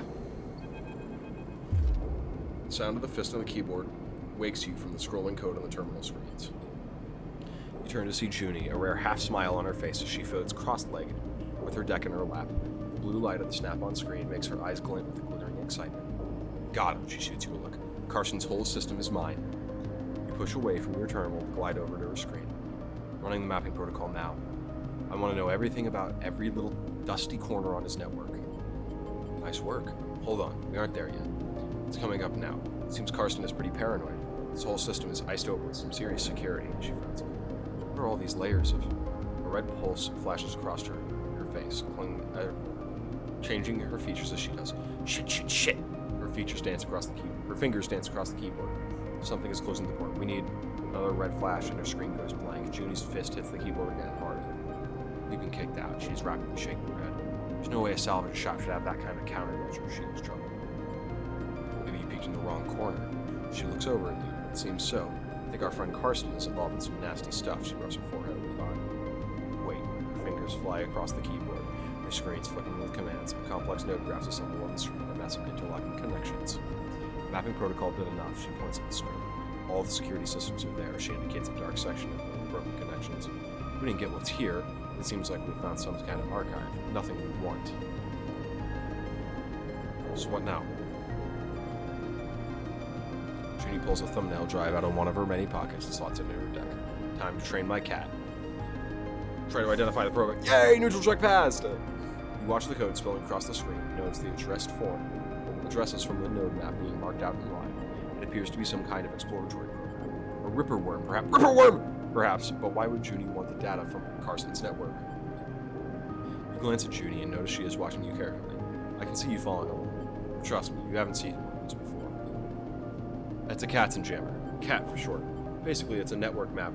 It finds the weaknesses, and when you hook it up, blasts the network with so much network noise and raw data that it becomes unusable.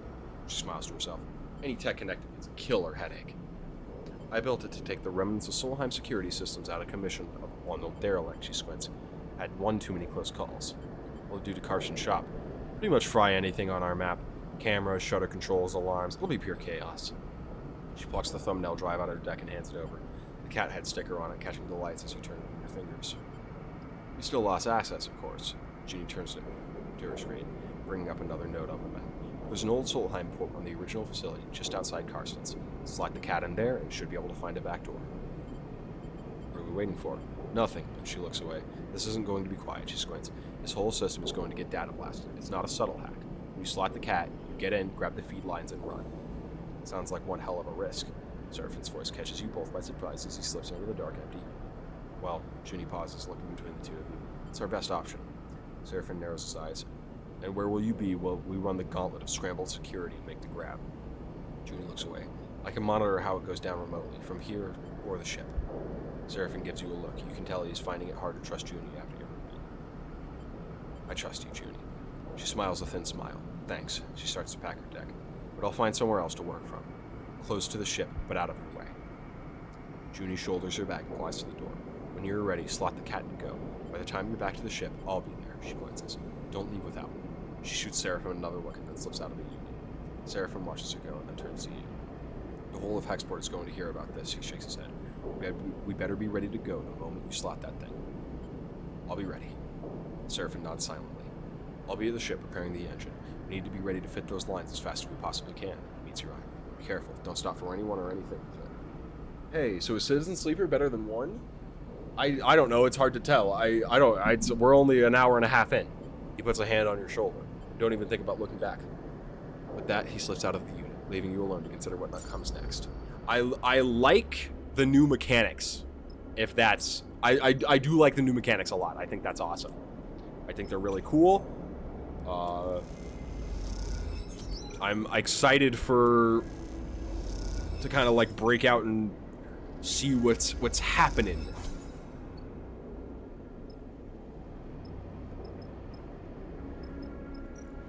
We're gonna get some fries. Oh, never mind then. Well, now I thought you had been playing it for a while. No, this is our first stream, hour and a half. Hour and a half in. I do like it. I like it a lot. Make purchase. New contract on map, baby. Conway Signal. Confirm vector. We'll take Nia with us. Because why not?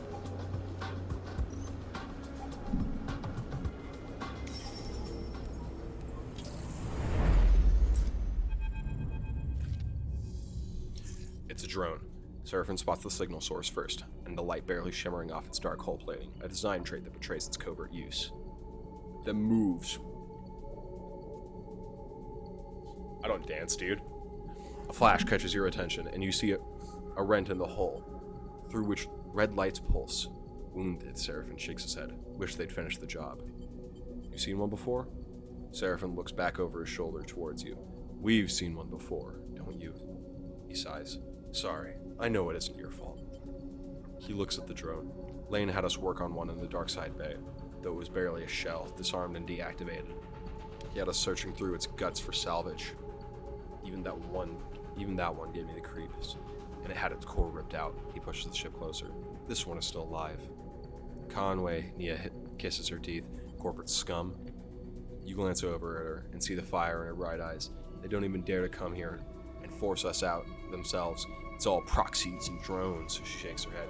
Typical core-bred cowards. Run into them before? She glances at you. You might say that. She looks out at the drone. You won't see me taking my eyes off that thing for a second. Seraphim carefully guides the ship closer. You watch the drone. The system is full of these things now, running missions for their operators. Rare to see one out in the belt, though. Maybe got hit during a run-in with Senate stack mercs. It looks like it's drifting. Most of the system's blown out. But look there, he jabs a finger towards the red light on the far side of the drone. It's still broadcasting, maybe even receiving. Can it attack us? Unlikely, Seraphim smiles. Would have blasted us already if it could. Comforting, Nia looks nervous. Seraphim brings you ever closer. What I remember from the Darkside job is that the central core and the broadcast array need to be shut off to kill these things. The core will turn off local systems, and the broadcast array will sever the link with the Conway operators, Seraphim swallows. You can bet those systems are protected. Can't we blow it up? You see any torpedoes on this rig, Sleeper? Seraphim laughs. We gotta shut it down by hand. Your attention is suddenly drawn by a shudder from the drone, like a tremor running along its length. This thing is rigged to blow, Sleeper, he frowns. We go slow and careful. We don't touch anything we don't know about. He turns back to Nia. You hear that? I got you. She looks sincere. Seraphim brings the rig to a stop, close enough for you to cross through open space to reach the drone's hull. Let's suit up. You head down through the airlock to prepare. As you get suited up, you think of corporate war taking place in the inner system, the war that this drone was driven from. Out here, on the shore of the conflict, the biggest danger is that this float SAM and jet SAM drifting in the tides and orbits of the system might, one cycle, bring the war with it. For now, the belt is outside of its reach. Looking out at that red pulsing drone, that doesn't give you much comfort. Okay, access hatch, hull damage. So we can create openings, broadcast access, or we can do the access hatch. Release the hatch. None of us are good at any of that. I hate to tell you, we are going in.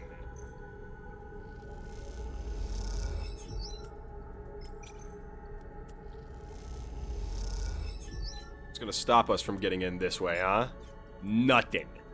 Because I can endure.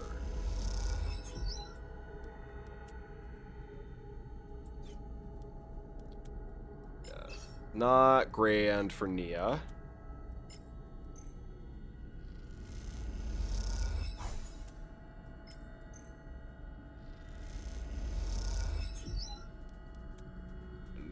You can identify a route for us. I'm not work shy, Sleeper. I'm glad you're not, because we've got work to be done. Let's take that gamble. Ooh, don't give up on me yet. I won't. It's okay. There's no crises, so fuck it. Let's try to create an opening. Why not? There we go. You hear the bleeping immediately. Among the chambers and cabling of the drone's interior, something has started counting down. Guys, Nia's voice comes hissing through the suit's comms channels. Does anyone else hear that? Because I'm getting nervous. Shit, Seraphim's voice joins her. This is what I was worried about. Are we screwed? I can't be sure. Seraphim dropped his voice to a whisper, as if that might make a difference.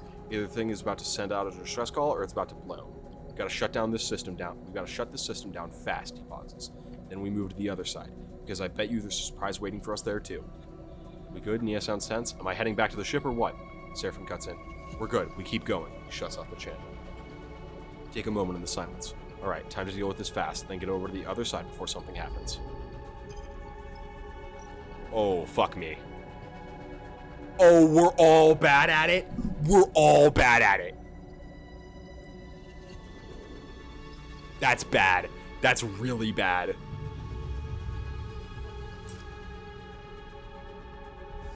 Come on, double sixes. Okay, fives might work. We're all really bad at it. Fuck. That drops it to a 3. Neither of you pulled 6s either.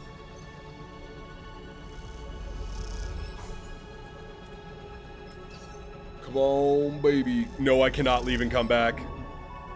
Ugh. It also might explode, is the problem with that.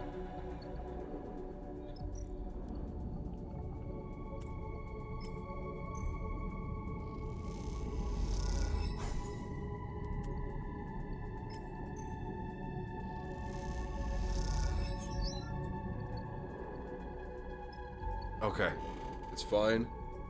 We have one more cycle before that goes out. We'll be okay.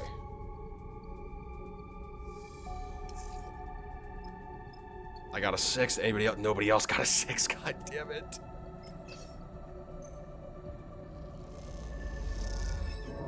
Fuck me, dude.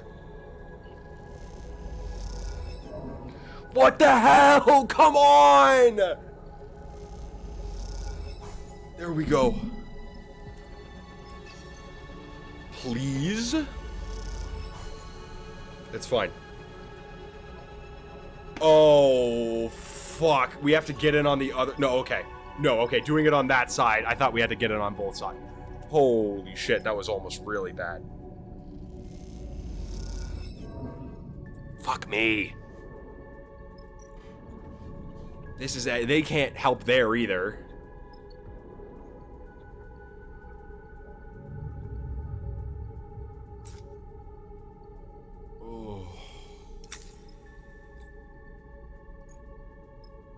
Okay, yeah, I know. Energy, those 3 break, I just don't know what happens when.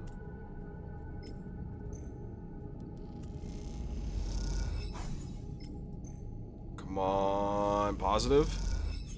Yes. Now a neutral would be fine here.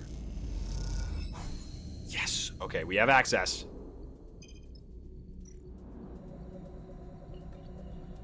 And you can make your use here. Come on, positive, positive, positive, positive, positive. Yes!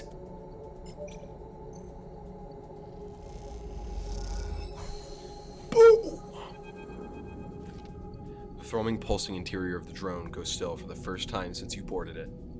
You look across at Seraphim and Nia, share a smile. You all exhale so loudly it can be heard over the suit's shared comm channel. The drone is dead. One less piece of Conway shit to worry about, Nia grins. We killed it. Don't get too excited, Seraphim cuts in. It was looking pretty rough when we got here. You make your way back out of the hull, the drone now faintly rolling in one of the directions, its stabilizers offline. Nia catches up with you as you glide towards the rig. Make a pretty good goose, Sleeper. We do. Nia grins widely. She punches you on the arm playfully. You reach the rig's airlock and take one last look at the drone's dark hull. It catches the light as it rolls in the vacuum.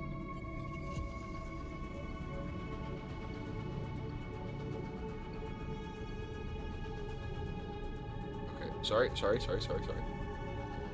At some point in the near future, this drone will likely be smashed to pieces by one of the many asteroids in the belt.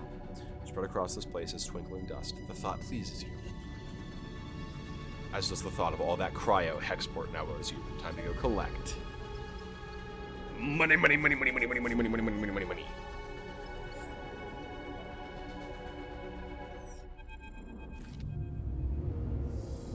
After docking at Hexport, Seraphim lets go of the controls and leans back in his chair. Nia leans over to you. Thank you, Sleeper, she stretches. I know you took a chance on me. Glad to have you. Nia smiles an infectious smile. Feels good to make a contract work, Seraphim smiles, no matter how we pull it off. It's hard not to agree, and it feels better when the Hexport courier comes with a lockbox full of chits. Lane still may be hunting you, but this should help the effort to slip out his net. Suddenly you hear a familiar voice. Nia! Femi glides into view, approaching from the docks. He fixes you with a stare. What are you playing at, sleeper? Nia wanted to come. You go to speak, but Nia drifts forward, cutting you off. Don't come throwing your weight around, Femi. I can make my own decisions, she glances back. Sleeper took me at my word, and I'm grateful. Femi is fuming. Did they now? He turns to you. Well, if you're working for Sleeper, I hope they paid you well. Nia looks away. Well, I asked, so. Femi smiles. Oh, so they aren't paying you. Seraphim crosses his arm. Let's keep this civil. You realize that this is the first time he is meeting Femi. If we're being civil, seems like Nia is owed her share. Femi fixes you with a severe look. Yeah, we'll pay Nia a share. Grab around a quarter of the chips from the lockbox and hold them out to Nia. She takes them sheepishly. Alright then, Femi smiles. We're good here, he turns to leave. Nia mouths a sorry and follows Femi across the docks. Seraphim watches them go.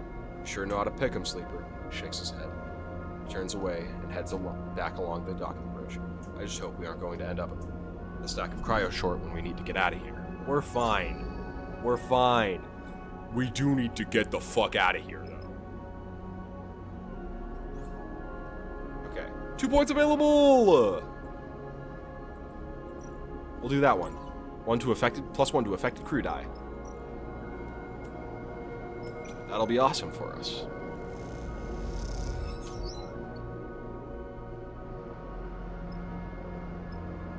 I'm wondering if...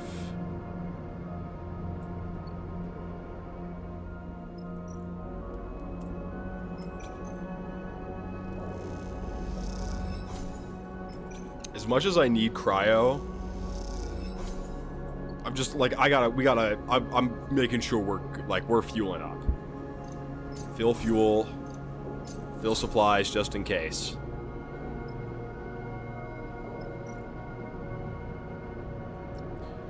Slot the Katzenjammer! Slot the Katzenjammer! You slid the worm into the corroded Solheim port. The noise from Carson's shop immediately catches your attention. Carson's place is locked up for the cycle, shuttered down, alarms on. The denizens of Factory Row snaking past with deliveries and work orders. You hold your position opposite the stop and take a deep breath, waiting for a sign that this is going to work. You look at the thumbnail drive with a shimmering cat sticker sticking out of the old Solheim access port. You imagine the flow of data as the Katzenjammer seeks for an entry point into Carson's system. You think of Judy, tucked away near the ship, watching you through the public networks. You think of Seraphim, deep in the engine room of the rig. Hurry the hell up, you think. Enough waiting. Then you hear it, a pulsating white noise, spluttering, and then screaming out of Carson's shop. The shutters scissor up and down, the lights pulse, the alarm gurgles in confusion. For a moment, you are stunned into stillness. We have to engage. Engage is our only option. People stop in the street, then turn to look. As the shutter motors burn out in a cascade of sparks and acrid smoke. Now or never. Come on, positive. Neutral's fine. It's not negative. Without waiting a moment longer, you kick off from the wall and glide towards the entryway, slipping between the gathering observers. You glance off one of the crowd, knocking them spinning, but you don't stop. You are through the entryway before the shouts reach your ears. There's no going back. It takes you a moment to gather yourself in the chaos of the shop. The wall-mounted screens scream out white noise, and the flickering lights make it hard to concentrate, but you keep your focus. You scramble over to the feed lines in the window, grabbing the bundle with both arms. They wave idly in your grasp as you wrench them away and kick off the counter, gliding back out into the passage. Your arcing glide takes you into the crowd. You steer yourself through a gap under the gathering bodies and kick off hard towards the port. The feed lines wave wildly, but you grip them hard to your chest and don't look back. Seraphim better be ready. Your arms ache from clutching the feed lines, but you don't loosen your grip until you see the entrance to the docking bridge. Sleeper, you almost ignore the call until you realize you recognize the voice. Judy glides out to meet you, her hand on your shoulder, guiding you towards the bridge. I'm with you now. She shoots you a glance. What a show, huh? She laughs nervously. Certainly loud. She smiles a little. Wish I could have seen the cat in action.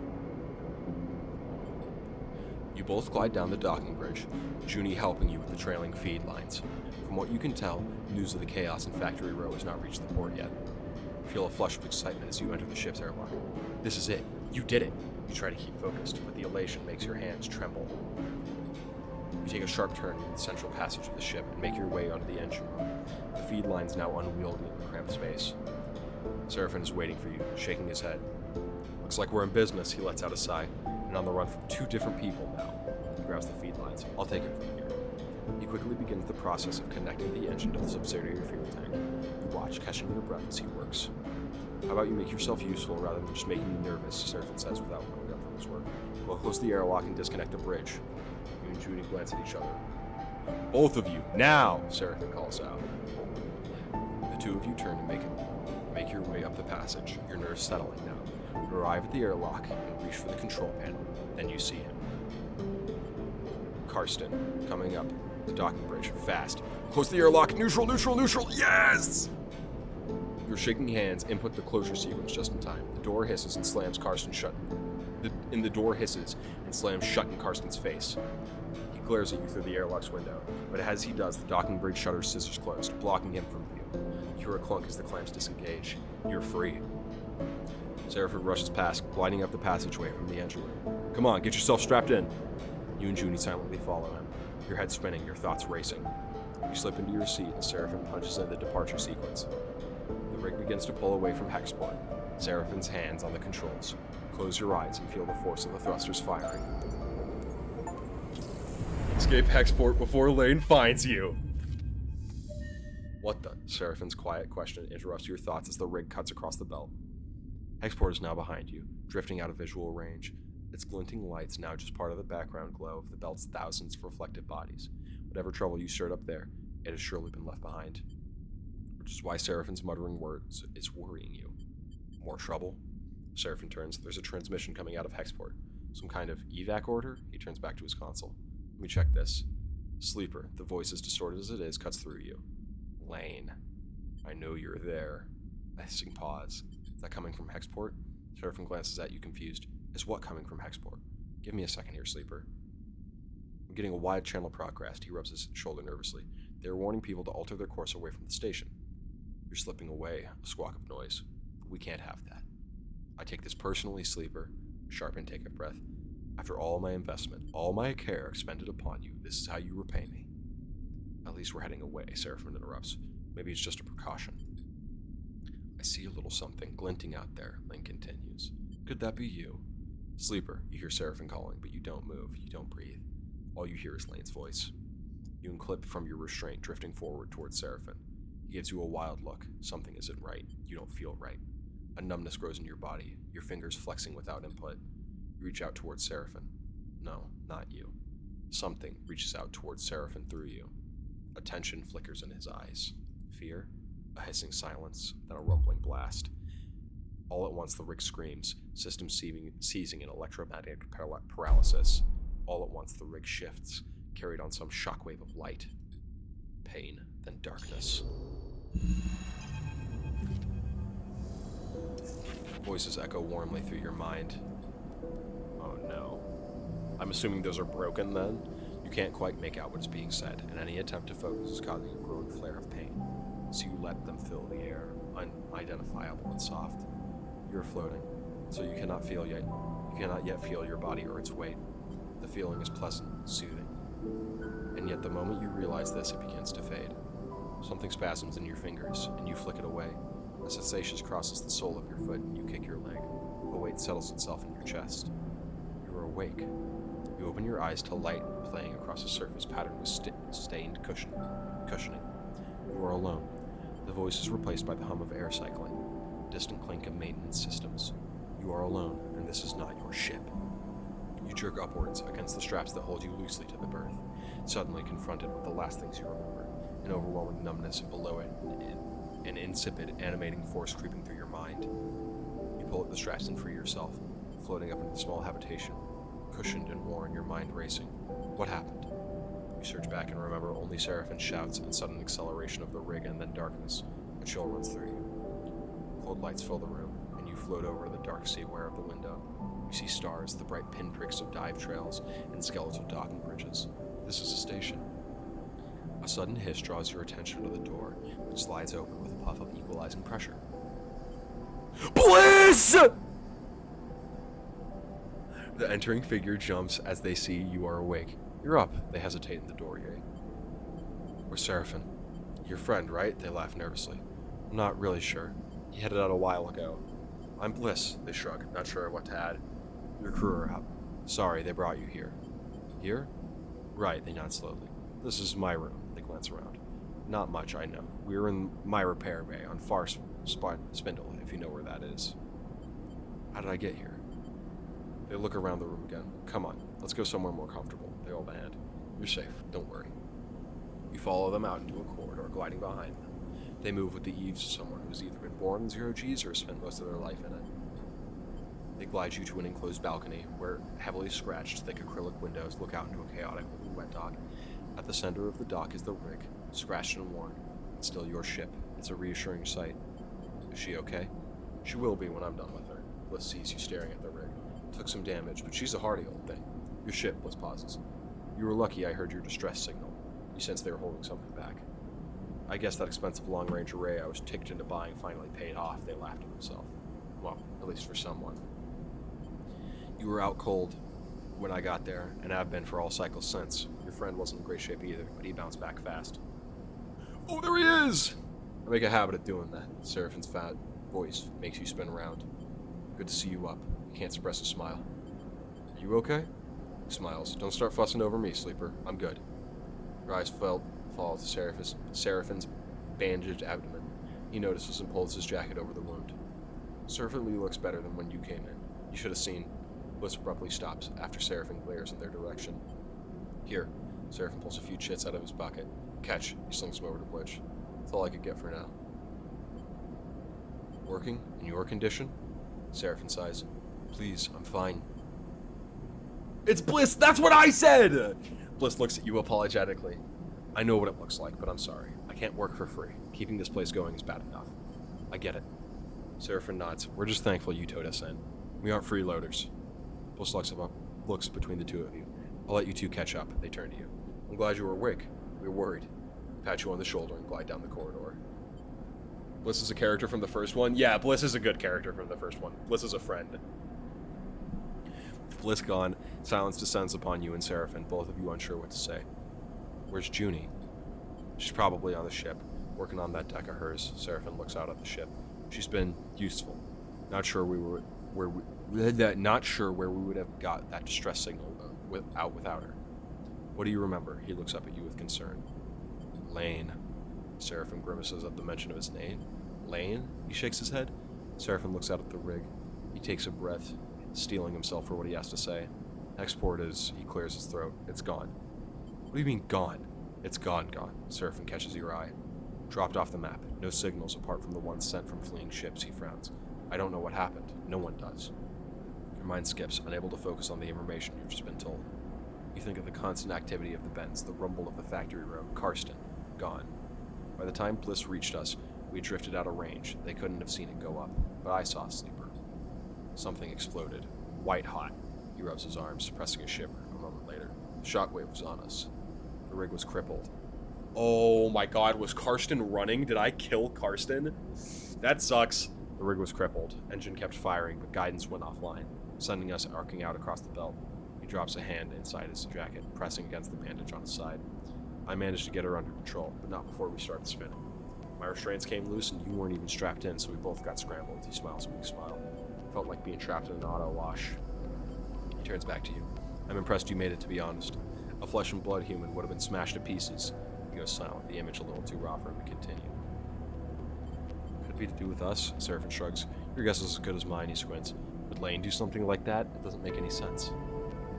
Stubo is a gang. They run Darkside. They don't go around blowing up stations. All anyone is seeing is debris and radiation. I picked up a lot of ship transponders before the rig went offline. Maybe some people got out. He stops, unable to add anything more. Both float in silence for a moment. So we lost our tail? Seems like it. He looks away. At least the shockwave would have burned our trail out of the belt for now. We already owe Bliss for the work they did on the rig, and it isn't finished yet. A few more cycles, I've been told. Bliss won't hold us hostage, but I don't like to skip out without paying, even if we could get the rig started up. He rubs his necklace between his fingers. Add karma. Beyond that, we need work, fuel, supplies, and we need to make sure you're okay. He counts off the issues on his fingers. After that, I haven't heard of anyone coming after us, and if they did, they'd have to come through Hexport, or what's left of it. The Far Spindle is way out of Lane's territory anyway. They call this bit of the belt the Wash, and the stations here run differently to Darkside. So for now, we have some freedom. Circle size. For him to go broke, starve, and get into even more trouble, that is. I have credits! In all honesty, I was hoping you might have some ideas. He pats you on the shoulder. It's a contract. You won't hear any complaints from me, he smiles. You won't be able to fly out for a few cycles yet, but it won't hurt us to have something lined up. He pauses and looks away. Seraphim pauses and stares down. Look, sleep there. He rubs his side. I'm not sure I can work right now. I just got kicked out of a salvage yard for passing out on the job. He looks away. Even with the pain meds, I've been able to scare him up. I can fly, that's for sure. He stares absently at the rig. You're gonna need some crew if you want to do any serious work. Choose to slip up. I'm sorry. You need to be careful. Seraphim nods. I'm trying. He turns away. I'm going to take a rest on the rig. I'm wiped. You take a look out of the rig, and as he leaves, the warmth and softness of your waking moments now feeling like a distant memory. Is this what you wanted? Freedom? A chance to work for yourself, not Lane? Well, here it is, with all the problems and complications you could imagine. And at what cost? Could Lane have wiped out Hexport just to try to end you? You shiver at the thought. But if not Lane, then who? Theories cloud your mind. Push them away. Now is not the time for theories. Take a breath. Time to make a plan. Okay. The glitch clock tracks the level of glitch and indicates you have a chance of rolling a glitch die. A glitch die looks like this. You have identity. You've gained some glitch. Glitch is a penalty you gain from repairing dice and from Lane's attempts to hack your system. Your current level of glitch is represented by your glitch clock. Each level of glitch will gain increased glitch dice. Each time you roll a glitch dice, you clear one level to glitch. A glitch dice is 8%. Oh, that sucks. You find Junie in the airlock, her small collection of things crammed to the bag. I was coming to see you, I promise. She looks nervous. I was waiting for you to wake up, but Seraphim said you were okay, so... That's okay. She smiles. Thank you, Sleeper. I'm glad you're feeling better. While you were out, she pauses, the concern for you obvious. I was digging into the data I pulled out from the core, the Solheim one. There's a lot of stuff in there. But it's impossible to read. Either I'm decrypting it wrong, or I don't have the right cipher. Whatever it is, I think it means the data is important. She takes a breath. Or at least it was to Solheim. I need to find someone to help me pick a way at it, to crack it open. She looks down. That's why I'm going. I understand. Yeah, she nods. It makes sense. Oh, she suddenly reaches into her bag, producing a handful of chits. Some of the data I sold, just so I could buy myself a ticket to where I needed to go. It's not much, but here's your share. She passes you the chits. Thank you. She smiles. You deserve more. She catches herself. I'm sorry. Good luck, Sleeper. Tell Seraphim goodbye for me. What are you chasing? She freezes, caught off guard by your question. She pauses. I know there's value, true value in that data, Sleeper. I know it. She pauses again, unsure of herself. I have a project to continue, one I can't abandon. One I won't abandon. Maybe I can tell you about it another time. She smiles, weakly, closing up again. Well, she rubs the back of her neck. See you around. You watch her drift away down the docking tunnel and into the far spindle, with questions still bouncing around your head. Maybe if your paths cross again, you might be able to get some of them answered. Repairing the rig. Any safe options? Engage, danger, risky.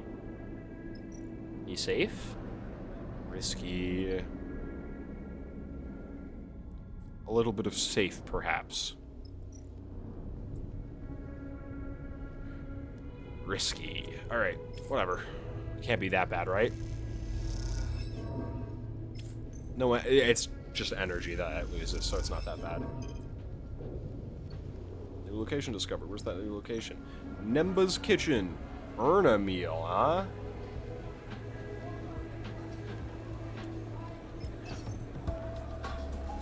I'm not good at into it. Might as well try, though.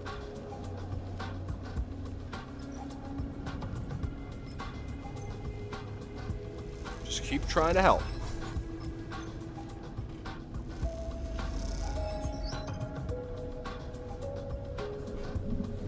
Kind of grooving. Spindle's Edge. Sealing shift. Don't like going out to seal up the new units, so they have to go. Okay. Alright, so they leave the work for other people. Makes sense. What's this? A brief respite. Hexport is divided. Oh, okay, so we have six cycles where we don't have to worry about anything.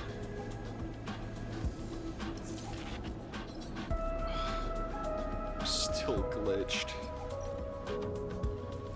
Definitely not that one.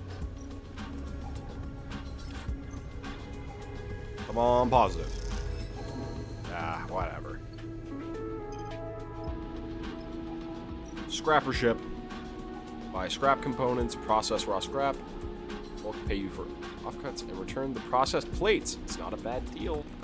Scrap shift. Okay.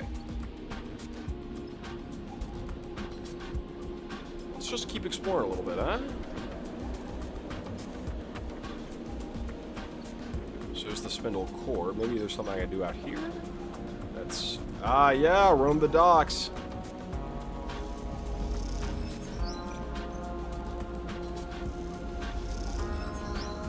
Hell yeah, 2 positive outcomes! As you glide through the Pinnacle docks, you hear shouting echoing down the corridor. You tentatively change directions, your eyes fixed ahead as the passage widens out through a large bay. Others rush past you, heading towards the commotion. Your eyes are drawn by the bay's vast viewing window, which is currently being spattered with glittering shards of ice. In front of it, a dock warden is shouting to anyone who will listen. Spacers, workers of the Spar Findle, we need your assistance. The water carrier in Springtide has suffered heavy damage in the transit from Wellspring. He takes a breath. All able hands, we need you to help secure the cargo. Without this water, Far Spindle will struggle to support you. He looks desperately at the crowd. Please, any who are able to help, please make yourself known. Behind him, a corona of ice ejects from one of the tanks, drawing a pale halo around the ship. A handful of experienced-looking spacers push through the crowd towards the front, and dock workers start to direct them to nearby bridges. You watch the scene unfold, hesitant in the face of making someone else's problem your own. Time to make someone else's problem our own.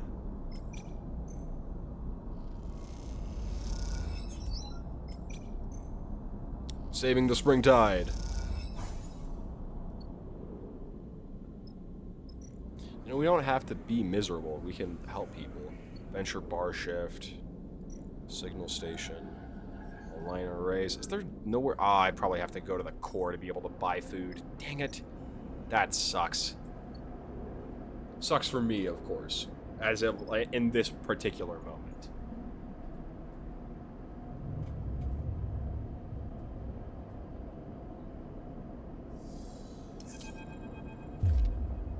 You wake to the sound of blaring proximity alarms. You quickly unstrap from your bunk and dizzyingly glance around.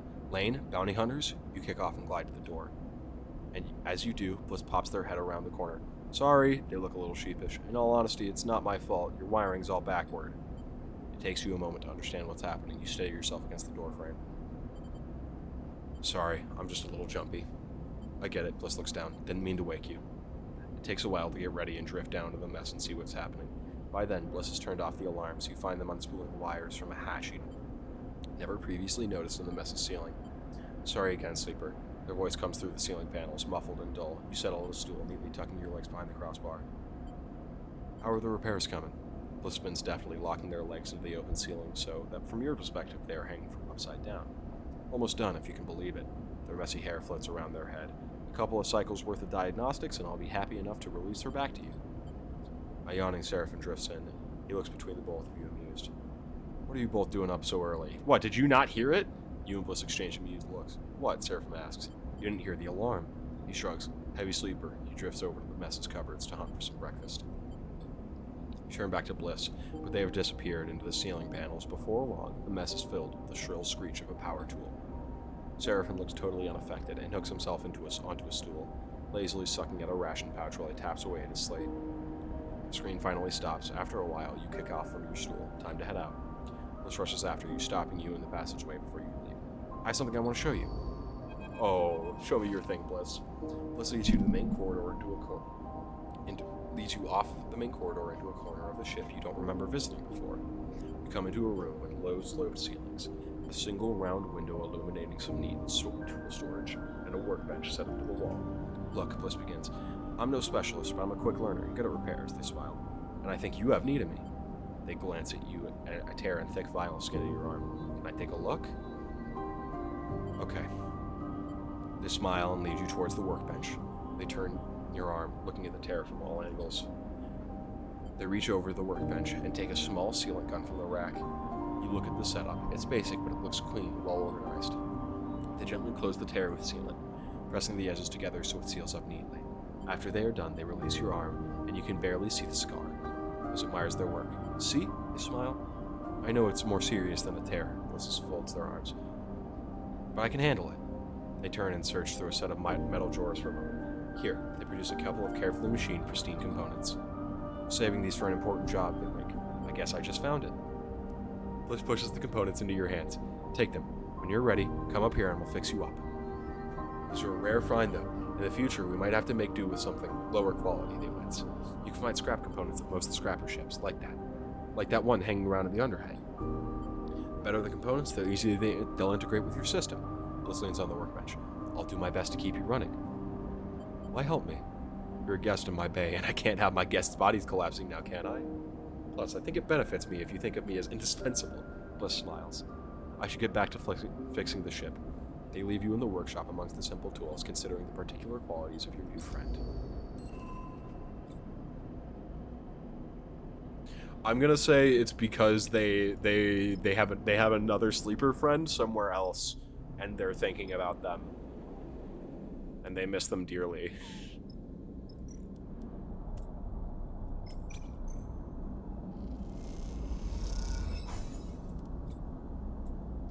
I am starving. You get 1 stress per cycle and lose any energy loss acute stress. Jesus.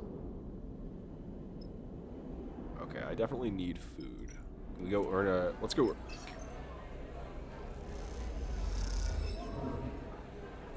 The negative outcome is extra energy. Excellent. Anyway, time to go make sure this bitch doesn't die.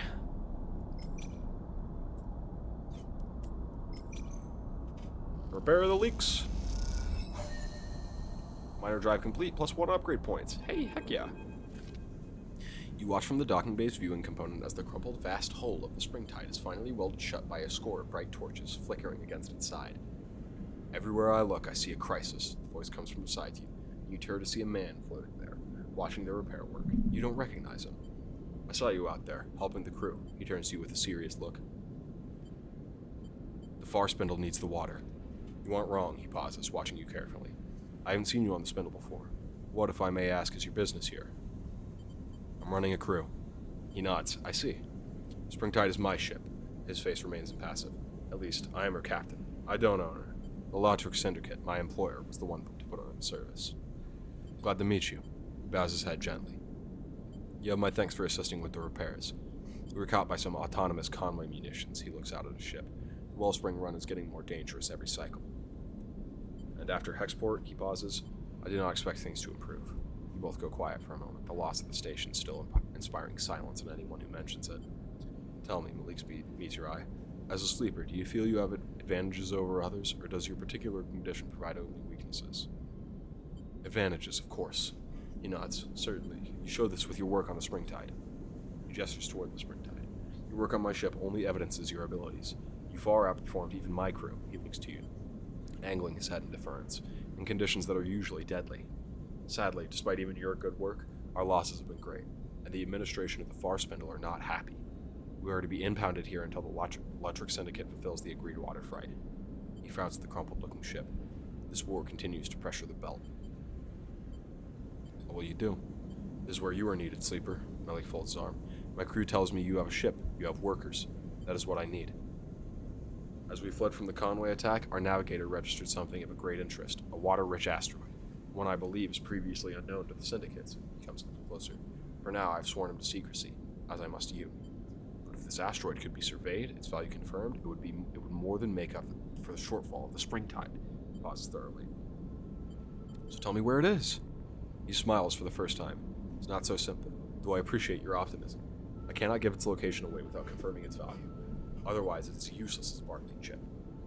I want you to survey the asteroid for me. It is a simple enough job, but its location, so close to the edge of the wash, is problematic. However, you've shown yourself to be very competent. If you're careful, there's no reason you should have problems with the Conway, or any other hostile party for that matter. What do I get? I will, of course, reimburse you for a portion of the fee the Far Spindle administration are withholding from you. 250 cryo is my offer. How your employers feel about that? Lautrec Syndicate only cares that the water is delivered and its fees paid. I am free to make sure this happens in a timely and efficient manner as I see fit. Malik passes you a thumbnail drive. Here are details on the tests I need you to run for the survey. A sample core of the ice deep within the asteroid should give you enough material to work with. You notice a member of the Springtide's crew waiting quietly at the distance. Malik nods discreetly. This is a delicate matter, Sleeper. Survey the rock, and on your return, broadcast the results to my personal terminal. The frequency is in the data. He pauses me nearby. The results go to me, only to me. Then, once the matter is resolved, you will be paid. I am needed. He nods to the crew member. But I expect you have all you need, he pauses. I've enjoyed watching you work, Sleeper. Impress me again. And with that, he bows a little and drifts away to meet his crew member. And after watching him go, you turn back to the Springtide, still impressive despite being scattered with curls of ice and shiny with fresh wellets. Imagine any captain of a ship like that has been through a lot to get where they are. They make them a valuable ally or a dangerous adversary, depending on where you are. You go with Malik, you can find your way to being the former. New contract, baby. I got a contract for me and my gang, 'cause we need them contracts. Chat to cruise. Oh, they fucking... I got mugged.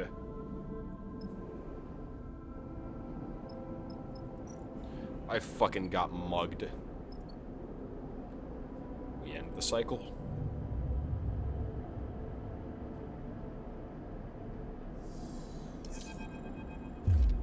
You jerk suddenly awake.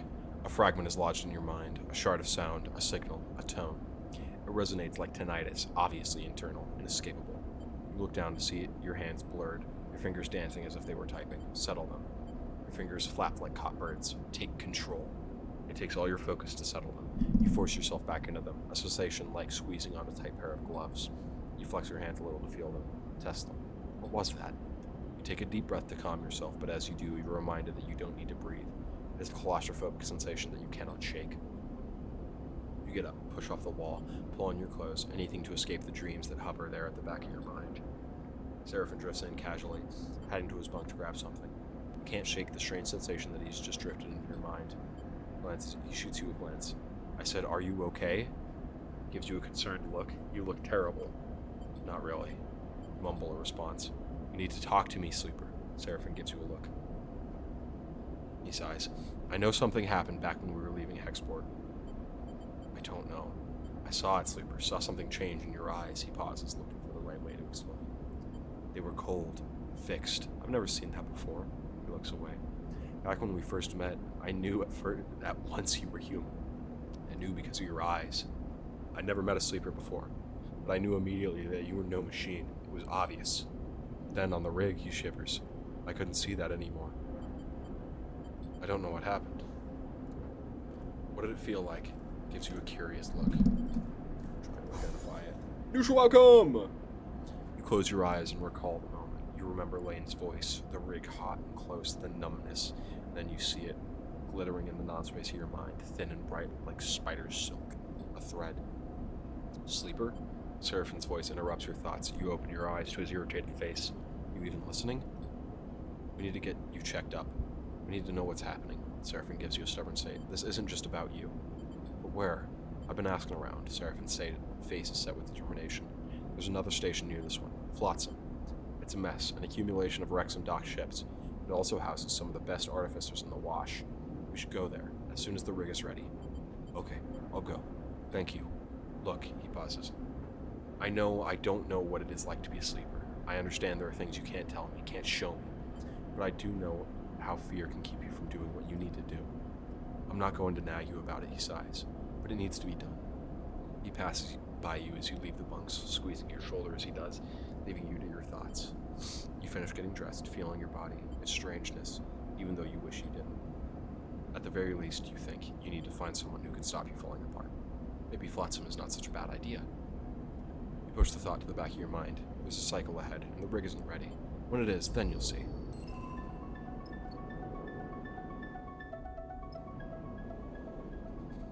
Alright. We need to do some exploration. We need to really explore the core out. That's not what the one I should have done.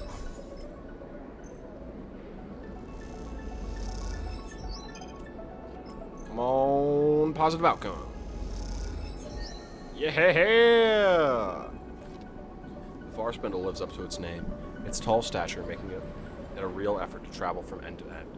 The local solution to this problem are the transit tunnels, massive tubes bolted on the outside of the spindle that allow for rapid passage from bottom to top.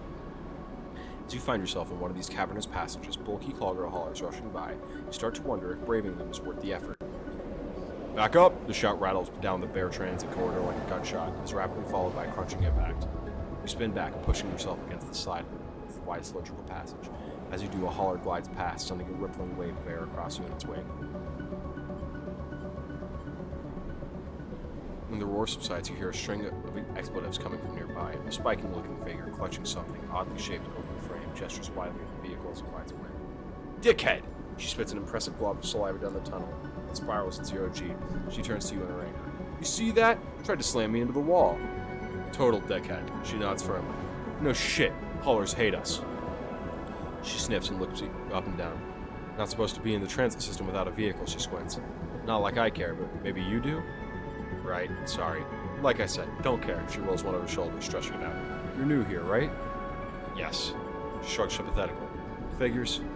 We give you a tip. She begins checking her open frame vehicle, tightening bolts and untangling pipes. Avoid the haulers. Dickheads, the lot of them. Especially the water haulers. They think they're better than everyone. Anyway, don't mess with the stevedores, though. They're good people. Get treated like shit by everyone. Just like us. She rapidly plugs and unplugs the serial connectors. They'll show you the shortcuts. She looks up. Never, ever get into Spindlejack's way. She smiles, spinning the vehicle in her hand. Thanks. She nods. All right, then. She pauses, considering something, and suddenly she reaches one of her many pockets and pulls out a transparent rectangle, punched with holes, text glance within it, reading, Cadet, Stripline Express. Take it. Cadet, she flexes proudly. That's me. Stripline is in my outfit. Kamal's a Spitboucher? Small outfit. We punch above our weight. Dispatch is here in the Spindle's core. But I run the oh, dude, my fucking nose is so itchy right now, it's starting to piss me off. I run the transit tunnels up and down the Spindle 10 times a cycle. Anything moving on the Spindle, data, tech, messages, too hot for the hard line, come find me. I'll do that. She nods. Tell him I sent you, then make sure it gets to me. She kicks off the wall and mounts her bike, triggering a small burst of compressed air to keep herself steady in the transit passage. You hear a buzz of distorted speech that you assume is her dispatcher. Cadet angles her head to the communicator and mutters back into it. Got a hot sleeper. She looks over at you, and something flickers in her eye. An idea? Or something for realization? You might be able to help me with something. A package that's been bothering me. She squints down the package. Come to the office at the strip line in a few cycles. I'll show you. Sure. We'll call it a favor on account of me saving you from being flattened by the hauler, she winks. Now you better get out of here before another hauler tries to squish you. You step back and she twists the handlebars and a burst of air sends her flying down the transit corridor at unsettling speed. You watch her go, slightly caught off guard by her final remarks. What would a courier need you for? You turn the idea in your head as you find a way out of the transit corridor, back to the safety of the main concourse. Okay, so there's Gaia's Geyer, where we can order a rack sweet-based liquor. Why not? Liquor. Shit, 2 liquor. 3 liquor. 4 liquor. The Far Spindle is an exhausting place to find freelancers. There's no shortage of spacers here. The corridors and bays throng with crew inbound and outbound, on or between contracts, trading stories, contacts, and materials. But whatever language, appearance, or code identifies someone as worth signing on with, you don't seem to have it. Perhaps it's because you are a new face, or noticeably unsure, or perhaps it's just because you are asleep. You push the thought to the back of your mind and instead focus on what's in front of you, the vast cylindrical tank at the center of Gaia's Geyer. The first time you entered the bar, you floated open-mouthed, much like all the new arrivals do, at the side of the huge kelp stack, the biggest you've ever seen. Even now, your eyes fixed on the fronds of seaweed that wave in the circulating water beyond the curve of the dirty glass, you find it impressive. Take a sip of the harsh saline-scented rack from its magnetic vessel, secured to the bar as you suck it on the straw. Your eyes following the shifting fronds, you hear someone clearing their throat beside you at the bar. Eugen. Hypnotic, isn't it? The voice is low and rumbling, and comes from the large figure on the stool next to you. The fluorescent lights behind the bar glint in his eyes, shining up into his wide, rough face. I've heard talk you're hiring. The figure turns to face you. You don't recognize him, but in the shifting light of Gaia's Gaia, that isn't surprising. That's right. Smiles. Well, today is your lucky day, my friend. He clicks the drink next to the magnetic bar with a swift click. Eugen, currently freelance. He turns on a stool and leans back a little. The effect is clearly meant to impress you on his size. And you have to admit, it works. Served on a whole state of crews out on the Spindle. Cutters, mercs, extractors, he smiles. places a broad hand on his chest. Broad skill set, good work ethic, sense of humor, the full package. Humble, too. He clucks with his tongue, smiling. I like you already. We're going to get on. I'll run anything out of the farce pit. I'm tough and quiet. You won't need to worry about me. He folds his arms across his desk. What kind of work are we talking about? Before you can answer, a voice echoes out from behind you. Eugen! You look over your shoulder and see the source of your sound. Busy as ever, I see. Vesna? A group of 3 spacers drift up behind you. One of them is placing a heavy hand on your shoulder. Can you people stop fucking touching me? She's fitted with a matte metal optical implants, and you cannot see her eyes. The caustic light from the tank plays across her face. Too busy to keep in touch, she sighs. Really don't like it when I have to come and find you. Vesna, Eugen nods politely at her, not betraying any strong reaction. Do I look like I'm socializing? He shakes his head. This is a meeting. Oh, a meeting, Vesna squeezes her shoulder. Is that what this is? Yes, Vesna. You're talking about your delivery, in fact, Eugen smiles lightly. My friend here is being very helpful. He shoots you a glance. Stay silent. Eugen shoots you another glance to try to cue you in, but you ignore it. Vesna looks irritated. You know, Eugen, I am pretty tired of this whole act. She gestures dismissively at him. But in the end, it doesn't matter. She drops her hand from your shoulder to her belt. Her eyes follow down. You see a dark, boxy shape there. A weapon? Yeah, it's a gun. You either deliver by the deadline, or you don't. If you don't, she smiles tightly, I'll be happy to take you through the consequences. Until then, she shoots you a final glance. Chat to whoever the hell you want. Vesna and the 2 spacers flanking her guide out of the bar, and Eugen watches them go with little emotion. So, Eugen smiles at her. You were about to hire me. What was that? Vesna, she shrugs. She's just trying to rush me, that's all. I won't be working with her again. He pauses, choosing words carefully. Of course, I can't talk about the particulars. You understand. Vesna just wants to scare you off. She likes to cause me trouble. Eugen looks away, out of the door of the bar. It's not a letter. He pauses in silence for a moment, still looking away. I try to get a read on him, but his face is blank. Over only his glittering eyes hinted some rapid internal activity. He turns back to you and meets your eye. A sudden shift in his manner is obvious. If you need a crew, you need to work. If you need to work, you need cryo. Is that right? He doesn't stop for an answer. Well, I can offer both. Hard work and a good contract with a good payout. You take me with you on this job of mine, and we'll split the take. He looks down, thinking it. Hell, if you do, I'll consider signing on long term, he smiles. Think of that. No more recruiting. What's the job? Salvage, he leans in. I know of a wreck untouched by the local crews, which recently turned up in the wash. It's just a little sunward from here. But it's disabled. Transponder makes it invisible to anyone who doesn't know it's there. Had to squeeze the location out of a contact, but I'll share it with you for a straight split. Take me and your crew, and we'll claim it. It's going to be a good payout, he winks. A really good one. It sounds like a deal. It is, he smiles and leans back. We're ready to go whenever you like, Eugen pauses. Show a good faith. I'll also fly out with you on any job from the far spindle, but I'm not leaving the station with you yet. Not till we get my job done first. After that, we can talk flying together. No need to rush anywhere. He shakes her hand firmly, his palm rough and pitted, then turns back to his drink. You slip yourself out of the bar to see if Vesna is nearby. You don't spot her amongst the passing crews. You can't help but imagine eyes on you in the bar. You shake it off, having become familiar with the feeling of being observed. What matters is you have found yourself a crew member and a contact. Whether either will come good, however, remains to be seen. Oh damn, I got skill points out the wazoo. Throw it into Endure, baby! Maximum Endure!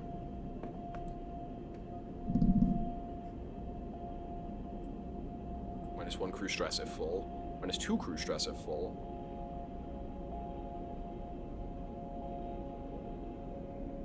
Oh, is it? I can only... That might be what it is.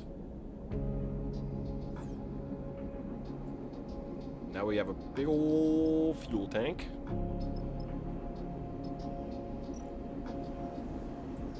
No counter.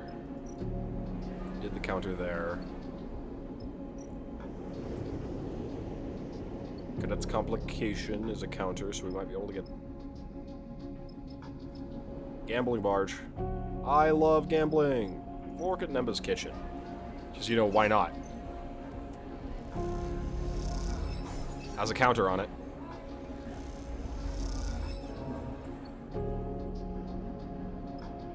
I'm always fucking hitting ones anyway. End cycle.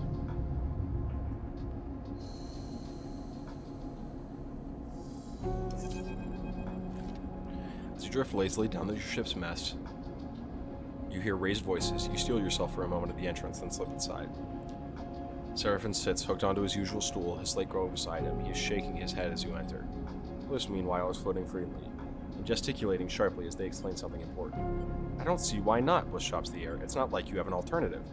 We can get the cryo. It'll take time, but we can get it. That was the deal. Seraphin speaks calmly, trying to placate Bliss. Sleeper! Bliss spots you entering, and they turn to Seraphin. Let's see what Sleeper thinks about it. About what? They both fall silent for a moment. Seraphin sighs. The rig's ready, Sleeper. Bliss gestures around the mess. I fixed it. Hell, I've improved it. She's purring thanks to me. Now, wouldn't you say, having done such an incredible job, I deserve to be paid properly for my work? A calculated look crosses their face. A refit and retune like this would typically cost my clients hundreds of cryo, even if I was feeling charitable. Seraphin sighs loudly. He knows where this is going. See, I could make you pay, and maybe you could even scrape the cryo up, but not without taking a contract and taking the ship off station, leaving me in the lurch. We wouldn't do that, Seraphin starts. Bliss holds out a hand to shush him. So I have a proposition, one that clears the debt completely. They pause. I will turn around the open sign in this little bay of mine and join up with you! You keep me in work, give me my split, and give me transit to wherever you're heading. I'll keep this rig of yours working for free. They shrug. What could be better than that? Us paying and being on our way with no hangers-on. Seraphin folds his arm and looks at you. Tell them, Sleeper. Actually, we could use their help. They were fixing me up! Bliss grins at Seraphin. See, Sleeper gets it. You can use my help. I'm an excellent engineer, a tidy shipmate, and a half-decent chef. I'm done with Farspindle. I'm done not taking enough jobs for not enough cryo on a station where I know nobody. They pause, satisfied. You're welcome. Seraphin holds up his hands. Look, we appreciate it. We were on the run. Bliss, trust me, you're better off here. Gives them a serious look. Even telling you this could put you in danger. They pauses, they start laughing. On the run, they start shaking their heads, smiling. You expect me to be scared off by that goofy shit? It's true. Bliss just shrugs. The system is at war. The belt is spiraling into a crisis. Everyone's got something. I know you were at Hexport. Seraphin looks at them, open-mouthed, searching for a retort. What happened there? Who's to really say it won't happen here? I'm not sitting around watching all this play out any longer. They take a deep breath. Something has to give. Bliss turns to Seraphin. Look, you've done your due diligence or whatever. You're on the run. I've been warned. I accept the risks. That's it. At the end of the day, your ship is clamped into my bay, so unless you know my encryption protocols, there's not much left to discuss. Seraphin shakes his head and a small smile crossing his face. They've got us there. He looks at you and then at Bliss. Look, looks like we've gained a crewmate. He unhooks from his stool. But I'm moving to the engine room. And he drifts off to the bunks to gather his things. You and Bliss exchange a nervous look. Sleeper. Welcome aboard! Bliss smiles and gives you a half-hearted mock salute. You leave Bliss in the galley and head out for the cockpit. The rig is ready to fly again, but the question is, where to take her next? Seraphin mentioned Flotsam, a short starward journey away from here, as a busy station where you might find an artificer to help diagnose your glitches and errors. Sunward, meanwhile, is the Helion Gate, an abandoned, uninhabited megastructure left over from the Solheim days. Maybe good for salvage, but not an easy place to survive. And beyond that, well, as they say, the belt is wide, and at least now you have a functioning ship. Unlock the belt map. Map. Ice Ridge Asteroid. Okay, this is... Gotta say, I like how this works. I like this game a lot. I'm having a lot of fun with it.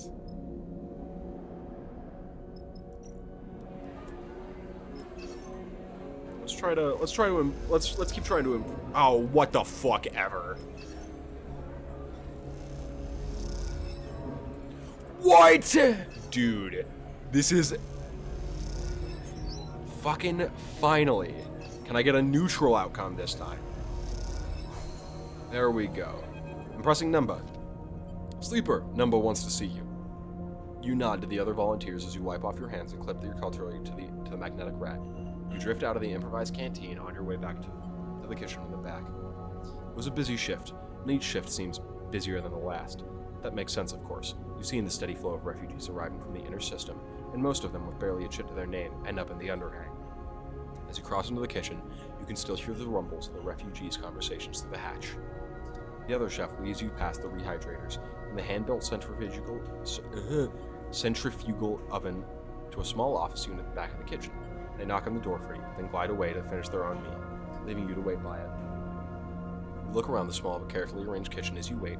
Your shifts here have left you familiar with the mix of improvised and salvaged equipment, some of which you had never seen before you came here. Come in, sleeper. Nembo is perched at the desk, uplit by a small transparent terminal screen, reading glasses perched by the end of his nose. I like the look of this guy. I really like the look of this guy. He looks like a nice fellow.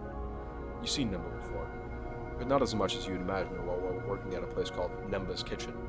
Even though there isn't a proper sign out front, everyone in the underhang knows its name. The man himself is more of a mystery. Apart from the occasional barked order in the busy kitchen, he is little more than a blur to you. Why do you work here? He barely looks up from the terminal screen, the scrolling text reflected from his lens. The food is good? I want to help. Uh-huh. Nemba stops scrolling the screen and looks over his glasses at you. You do well here, sleeper. You're fast, precise. You're doing good work. He rolls back to scrolling.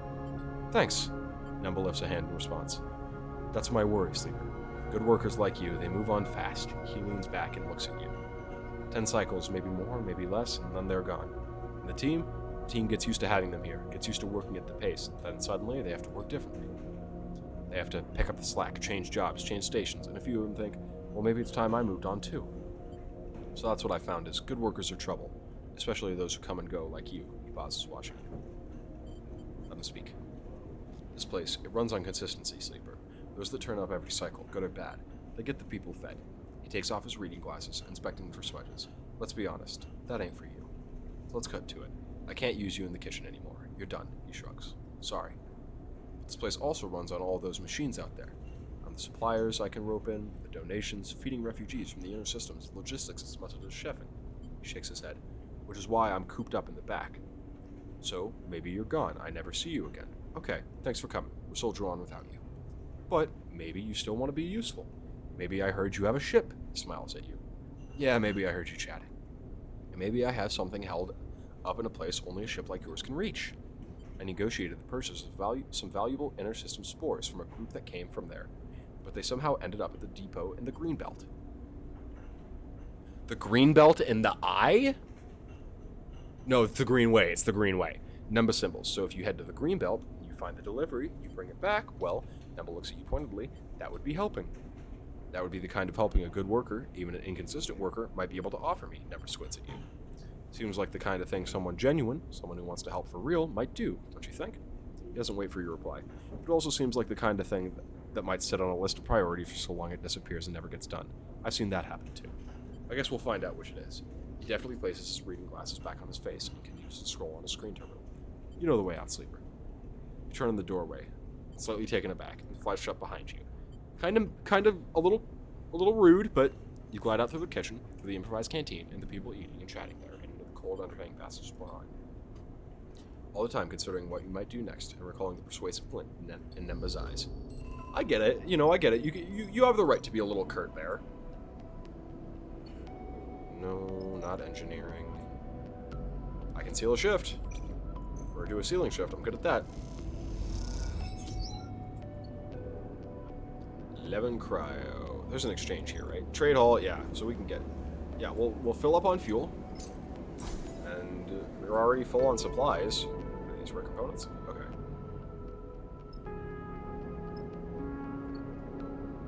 And from here, we can... Because there's the hidden wreck. Malik and Eugen. Or that, yeah. Or wait, interesting. Oh, that's the hidden wreck, not the... Okay, so Ice Racer Asteroid. Hidden wreck. Oh my. Okay, I see. Impassable Hazard. Helium Gate. Flotsam. Holmes Rock. And... Scatter Yards. The Green Belt. I could get to the Green Belt. The Hollow. Nothing else down there. Go further up, maybe? The Wellspring. Okay. We're not trying to go anywhere quite yet. Well, we are, but we're not trying to jump out that far. Confirm Vector. I will take Eugen and Bliss, because why not? Confirm crew. We got Seraphim to fly, but, Need the crew. The asteroid looms large in the cockpit's glass. Light glints off the sheet of surface ice, the same glint that must have caught Malik's attention when he was flinging the Conway countermeasures that damaged the springtide. There's been no sign of Conway drones or mines, but that hasn't stopped Seraphin being cautious in his approach. You have to admit, you found yourself searching the black void of space for a telltale blinking red beacon too. We're close enough to jump down to the surface. Seraphin locks the engines. I don't see anything on the scope, but I'll keep her warm just in case. Thanks. He nods without looking up from the controls. I say we core the snowball fast, Eugen shrugs. Less time we're out here, the less likely we'll run into anything Conway left behind, he sighs. Simple. Sure, Seraphin cuts in. But fast means messy, and messy means more damage to the ice. We don't need to crack the shelf and lose half the water we came to survey. Who said anything about messy? Eugen stretches, unclipping from his seat. Fast and clean, he winks at you. Easy. You unclip from your seat and kick off towards the airlock. The scale of the asteroid is troubling, but Seraphin assured you the journey here, that surveying it would be easy enough. Just take a sample from the deep ice for testing. The problem is, he said, is getting down that deep. You have to cut away at the ice, dig yourself a hole, and doing so will create fractures in the shelf. The asteroid may be big, but is held together with only a weak gravitational force. The more the ice is cracked away, the less there is for the far spindle to harvest. Something you doubt Malik will be happy about. You push the word to the back of your mind, and get suited up. Something on your mind? Bliss drifts back beside you and pulls a suit from the rack. Just hope we don't mess up. Me too, they shrug. I don't want to jinx it, but it seems simple enough. Can't say rock, or in this case, ice cutting is my usual strength. It's gotta be simpler than slicing a hole without torching any of the internals. Bliss zips up their suit. We'll be fine. Bliss's reassurance that they don't have any experience with the job that you're about to do doesn't exactly calm your worries, but their nonchalant attitude helps, especially when you consider the volume of ice you're about to start cutting into. Cheer up, which punches you in the arm as you get into the airlock. Might never happen. The lock cycles, and you find yourself staring out the glinting surface of the asteroid. 1 second, Sleeper. Seraphin's voice comes over the comms. I'm seeing something here. Some kind of man-made shaft on the far side of the asteroid? Interesting. Eugen stood beside you in the airlock, but in this vacuum, you can only hear him through the comms link. Crews sometimes stash goodies on rocks that are like this. Let's take a look, he pats you on the shoulder. Just hold up, Seraphin's voice cut through. The survey is our first priority, and the integrity of the water ice. Hunting for buried treasures comes dead last on the to-do list. You can almost hear his eyes roll through the comms link. Don't get distracted. You squint at the rock and spot a dark recess, just over the curve of the asteroid. That'll be the distraction then. Refocus on the ice sheet. Time to get started. It's not that large. It's large, but it's not that large. Okay. So this is interface, which I'm not particularly good at, but we do have Bliss for engineering. What is it? Does it endure, maybe? I'm good at endure. Okay, so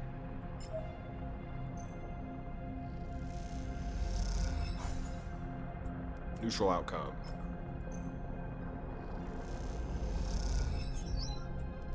Eugen's not going to be good at this, but me and Bliss can do it, and he can do the other stuff.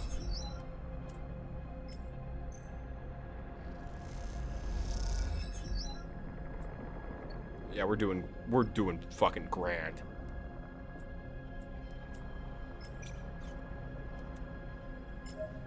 Eugen, my friend, I'm sure you will get it done. Neutral outcome ain't great, but that's fine. That's fine. That's fine. We're good.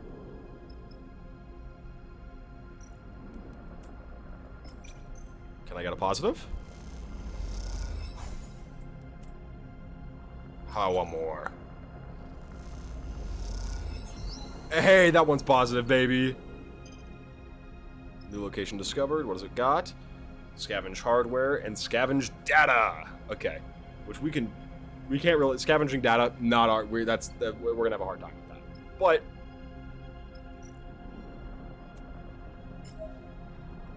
I don't have anything. I don't have any buts. We're gonna leave Bliss's one to not.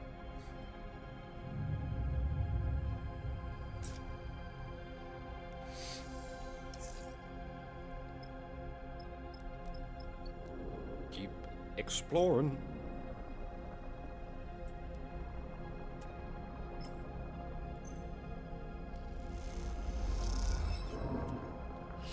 That's not good.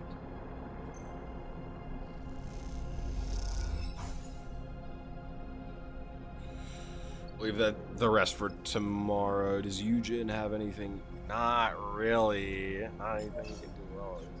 I guess I could try. It's just not. We're not gonna. We can take a couple cycles to be here. We can spend a couple cycles here. There's nothing wrong with us spending a couple cycles here. Hey, Bliss got a 6. That's nice.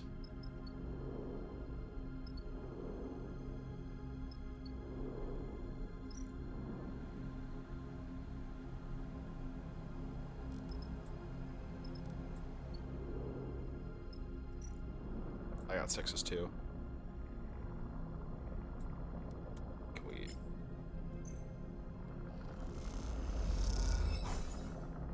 Fuck me.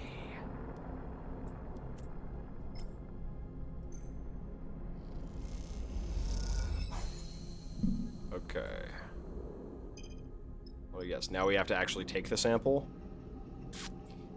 Oh, it's all indoor. That's good. Okay.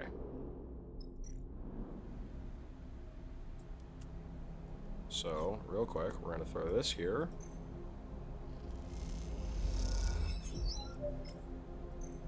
Hope Seraphim saw that. Not too. Scavenge for hardware, rusted treasures. That's not so good. So first, we...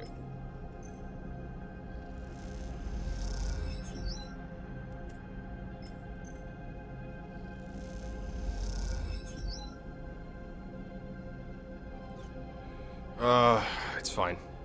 It's whatever. On the cycle here.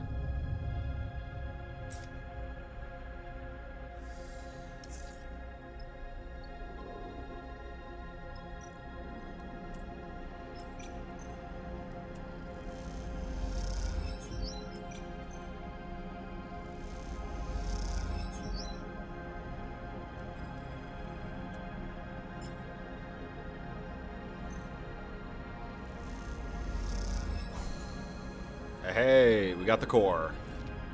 The sample core, a long and weighty cylinder of cloudy ice, comes out of the borehole cleanly. It glows in the sunlight, catching the rays in its frosted interior. What a beaut, Eugen's rumbles through the comms. Looks drinkable to me. Hell, I'd be happy to slice it up and drop a few trunks in a glass of rack. Let's not melt it down for a liquid refreshment just yet, Seraphim chimes in. It's likely packed with unpleasant impurities. The question is, are the Achaean impurities the far split can filter out? Let's get this back to the ship and we can run the analysis on our trip back, Seraphim pauses. Before you get any ideas about digging around on the asteroid some more, remember that if we break it, any of the ice, Malik will likely dock our pay. Start the journey back up to the ship, dragging the sample core behind you. As you do, you look down at the asteroid, wondering if it might be the bargaining chip Malik has been looking for. You'll know soon enough. Could never bothered me. Extract the ice core without spoiling the haul.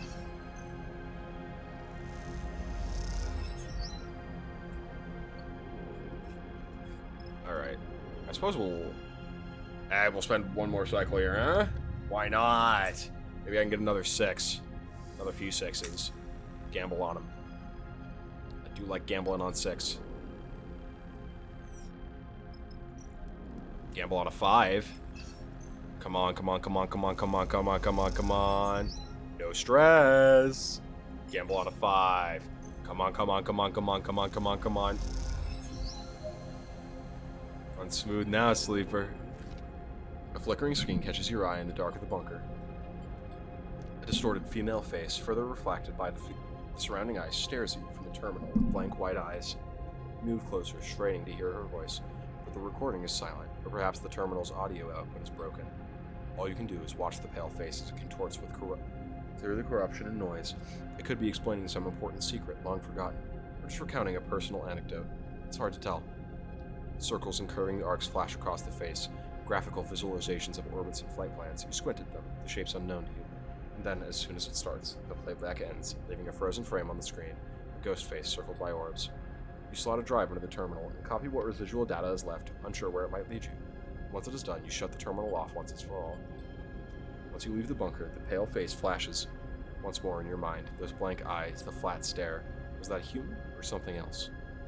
You turn the image over in your mind, unsure of its importance.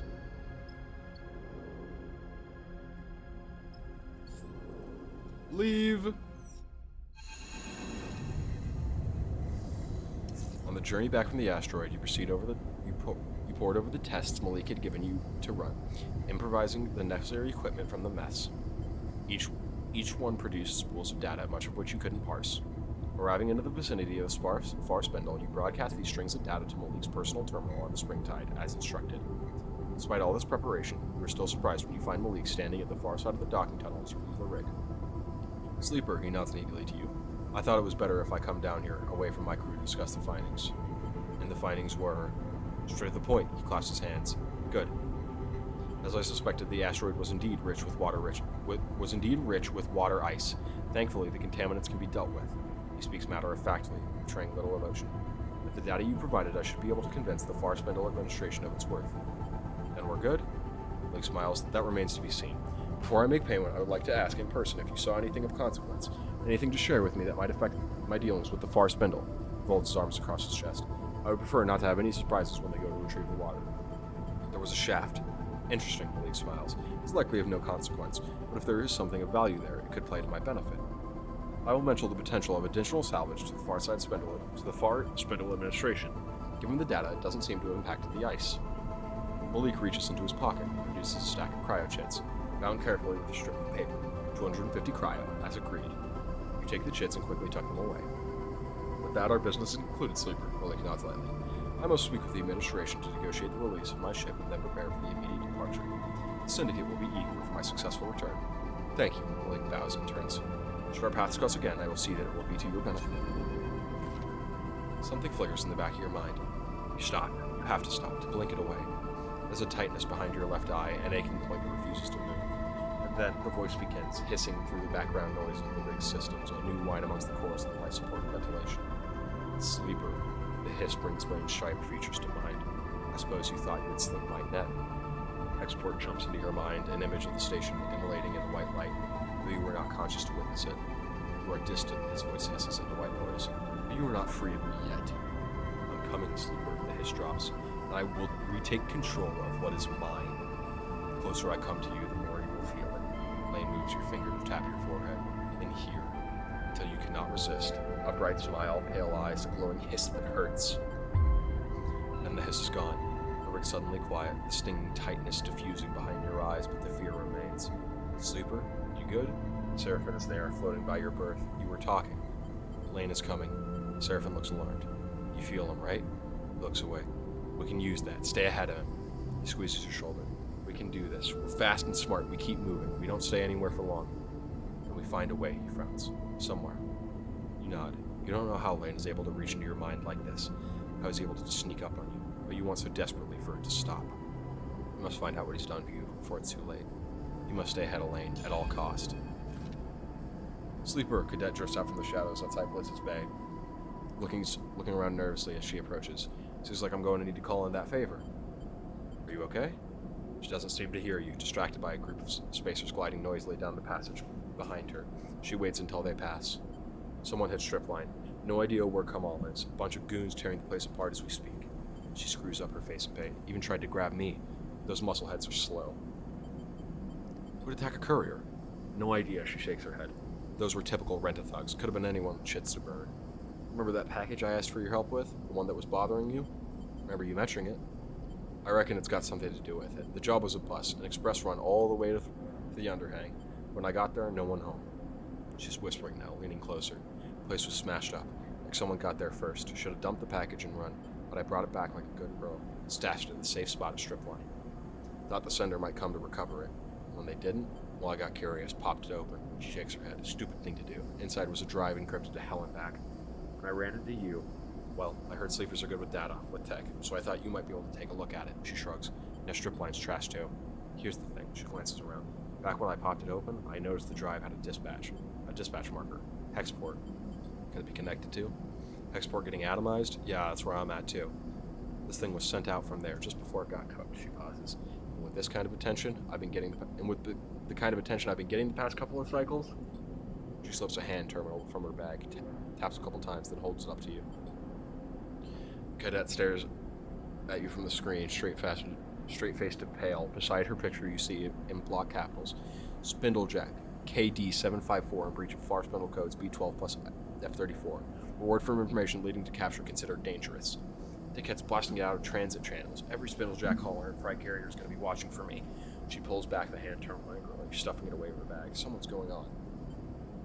Anyone who can help? She looks away. Spindlejacks don't make friends easily. And now all the couriers I do know are looking to turn me in for a payout. She snaps her head to the sides, her eyes flashing with anger. Why do you think I'm here? It's time for that favor, Sleeper. She meets your eye.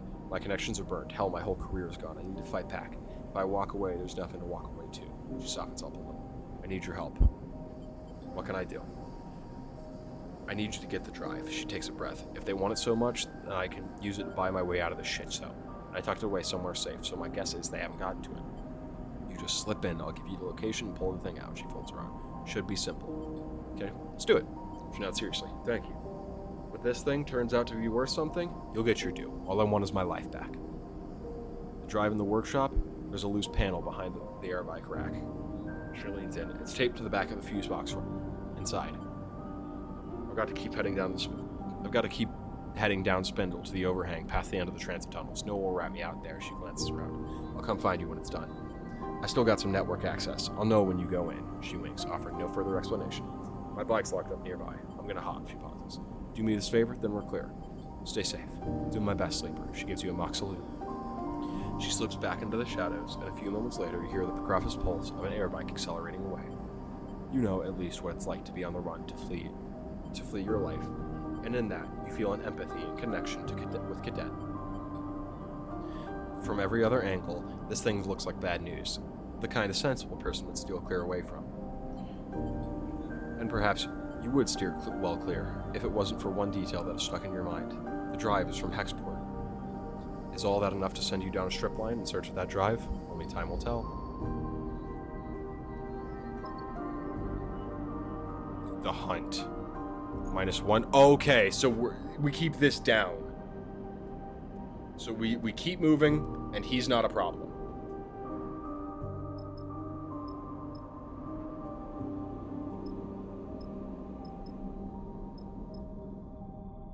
Where is the fucking Gaius Geyer, Numbers Kitchen, Spindle Ship, Shriver? Where the fuck is... What am I...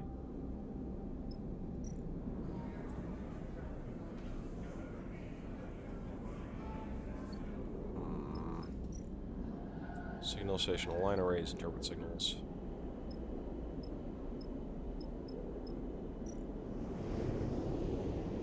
Cut your way in. I suppose I can cut my way in.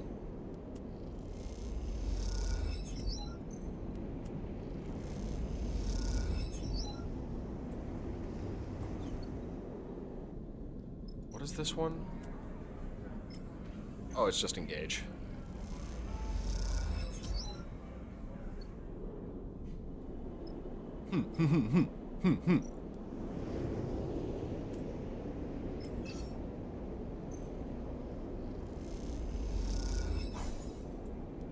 Neutral outcome.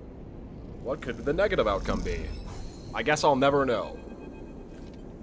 You slide the loose panel away from the wall, letting it float there. Beside the airbite rack, behind it, in the dark, you see the blinking lights of the fuse box. The noise nearby draws your attention for a moment. The scrape of a sliding door, maybe.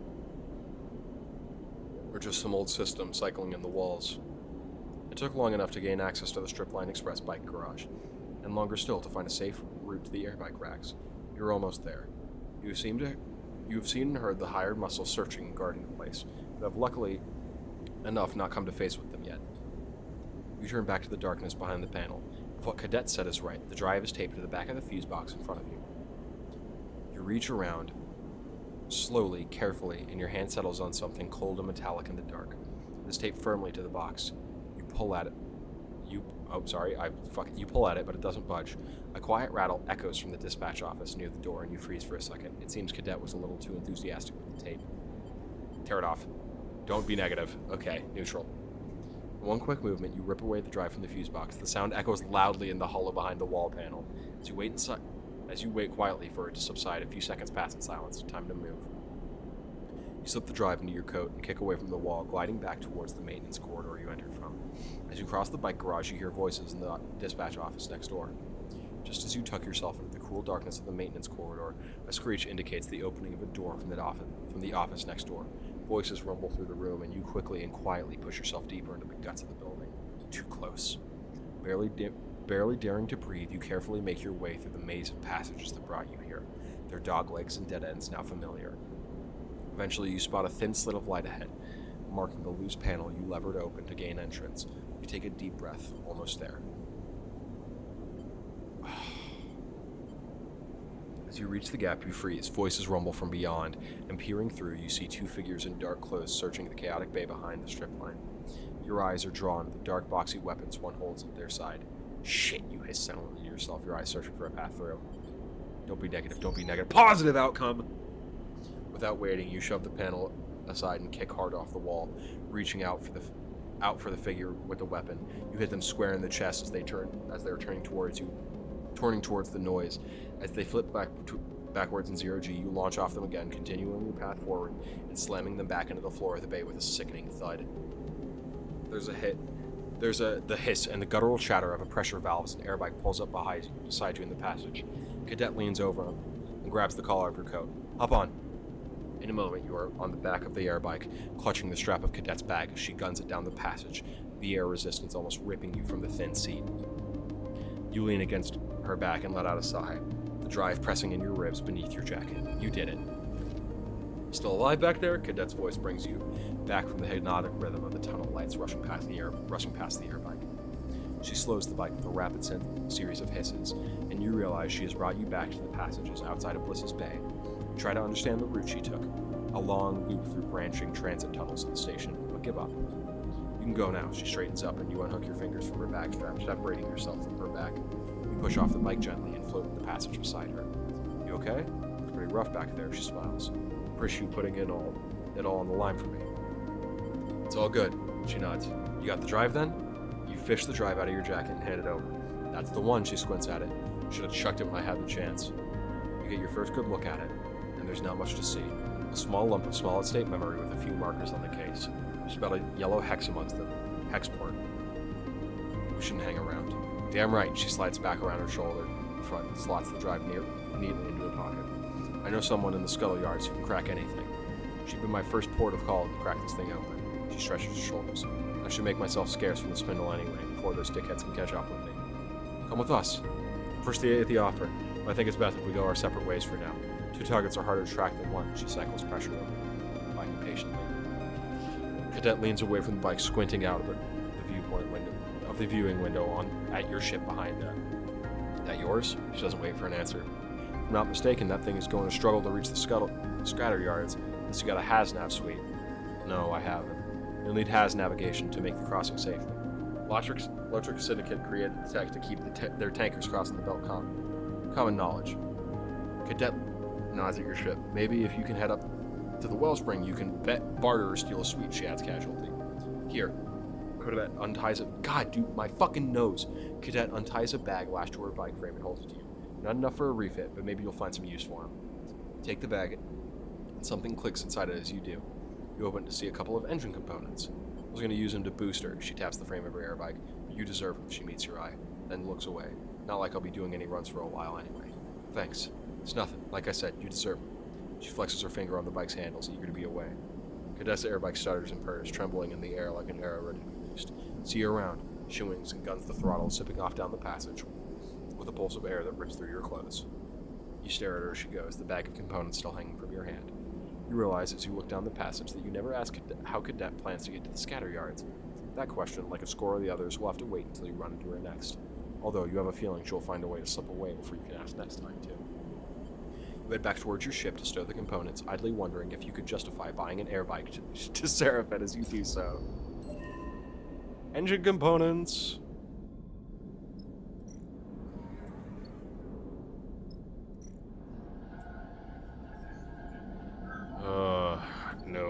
No, nothing for me like that. Alright.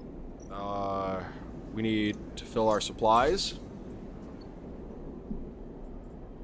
That's fucking hell, we've got a ton of shit. Okay, so it's got like 1, 2, 3, 4. It's 8. So -1 per hub cycle, -3. Oh, it's 3 per just per travel. I thought it'd be per hub travel. It's just per travel. So like we can like going and doing this, I'm assuming. Confirming the vector. We'll take Eugen. We'll take Bliss, of course. Travel. Confirm the crew. And we'll finish up this contract, and then I think that'll be it for the stream. This is not what you promised, Seraphim turned to Eugen with a raised eyebrow. Looking out across the scattered fields of debris scattered around the small asteroid whose gravity has kept them there, you have to agree. Where do you even start looking? Eugen shrugs unfazed. I said the wreck was hidden. Transponder off, no flight records. I didn't say it was intact. If it was an easy job, I wouldn't have come with your crew. I just grabbed it myself, he winks. We'll all earn our share. That's definitely more than one wreck. Bliss is leaning towards the window, staring out at the glinting debris. I see at least 3, maybe 4, different engine housings out there. Seraphim sighs. You really think there's something of value to be pulled from all that? I know there is. My tip-off is good. We just need to find the right part. He looks out at the wide field of debris of the right ship.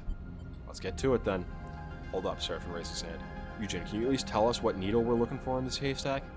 What I know is that a wreck with an item of great value is out there. That's it. He unstraps from his seat. You all afraid of some hard work? Is that it? Fucking hell, Eugen. Seraphim starts laughing.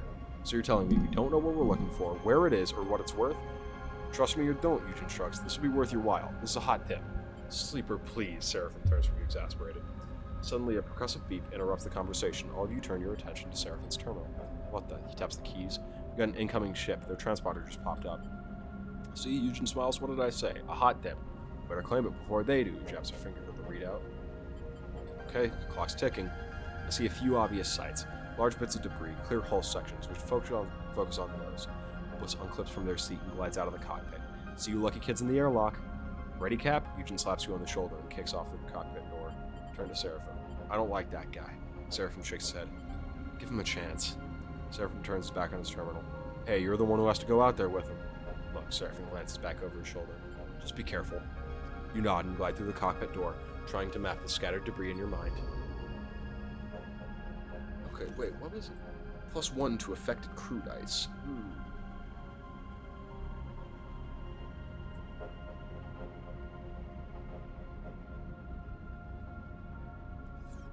For a push.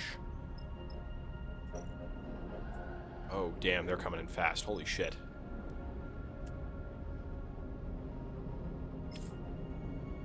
We'll just throw the glitch there, there's no reason not to, really, let's be honest. I've got some stress, I'll handle it. I need glitch the fuck out, though. Hey, get a positive outcome with the glitch die! Scavenger's Hall. Better be no problem.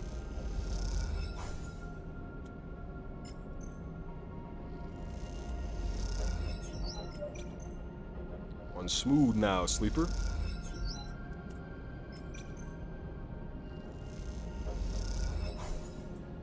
Back here tomorrow, maybe.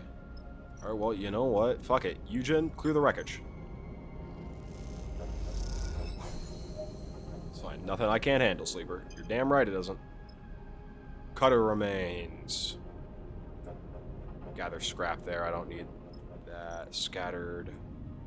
Analyze the debris. Dive the debris. Fucking. It's all indoor. Is it all gonna be indoor and shit? Yeah, it's all either indoor or engineer. Go on, Bliss. You got it. Yes, girl. For clarification, I was not like calling Bliss a girl. It was more like it was like an if you I call me when as a non-binary person I call it. Yeah, how dare. Fuck, you got me there, Megan. Fuck, you got me there. Ooh, Eugen got a 6. I'm still glitched. Caught in 4K. Oh, that's true, I did get caught in 4K.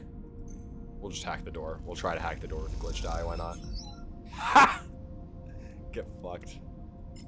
Slice the door. That was pretty fun. Data troll. God damn, Eugen, you really got us fucked up. There's good scrap to be found here if you're willing to search.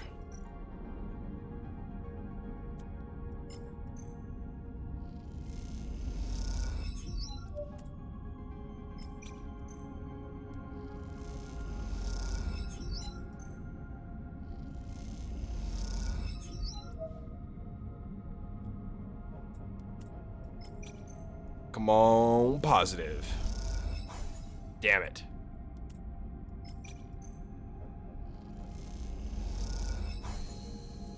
Beautiful. Okay. Oh, we need to unlock it with a fucking cipher? Oh my god. None of us are good at data trolling, and the cipher is probably in there.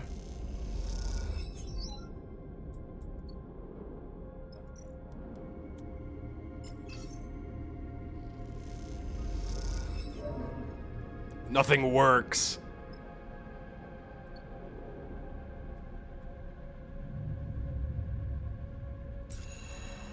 Certainly. Fuck me. One of your dice is broken due to you losing all its dice. Now, broken doors prepare the rig. Okay. Eugen, you piece of shit, where are you? The distorted voice rattles through the ship as you are all finishing breakfast in the mess. Everyone turns to look at Eugen. Seraphin already shaking his head. Vesna, he says under his breath. He suddenly recalled the steel-eyed captain who confronted Eugen and the guy are back on the far spindle. Open this airlock before I do something I'll regret. As her voice echoes through the room, you realize she must be at the rig's entry lock, using the comms panel out there to speak into the ship. Let her in. You kick off the door towards the door, but Seraphin drifts between you and the exit. Sleeper, you sure about this? You can see he's angry, but also looking for your reassurance. We're just gonna talk. Seraphin nods. Alright, but the moment this starts to go south, he shoots Eugen a glance. We're booting them both out. Eugen follows as you glide down next to the airlock and hit the control for the exterior door. Let me handle her. Eugen gives you a nod. This is my ship. He raises his hands in submission and drifts back a little. Yeah, that's what I thought. You watch as the airlock cycles and you see the silhouette of Vesna through the viewing shuttle.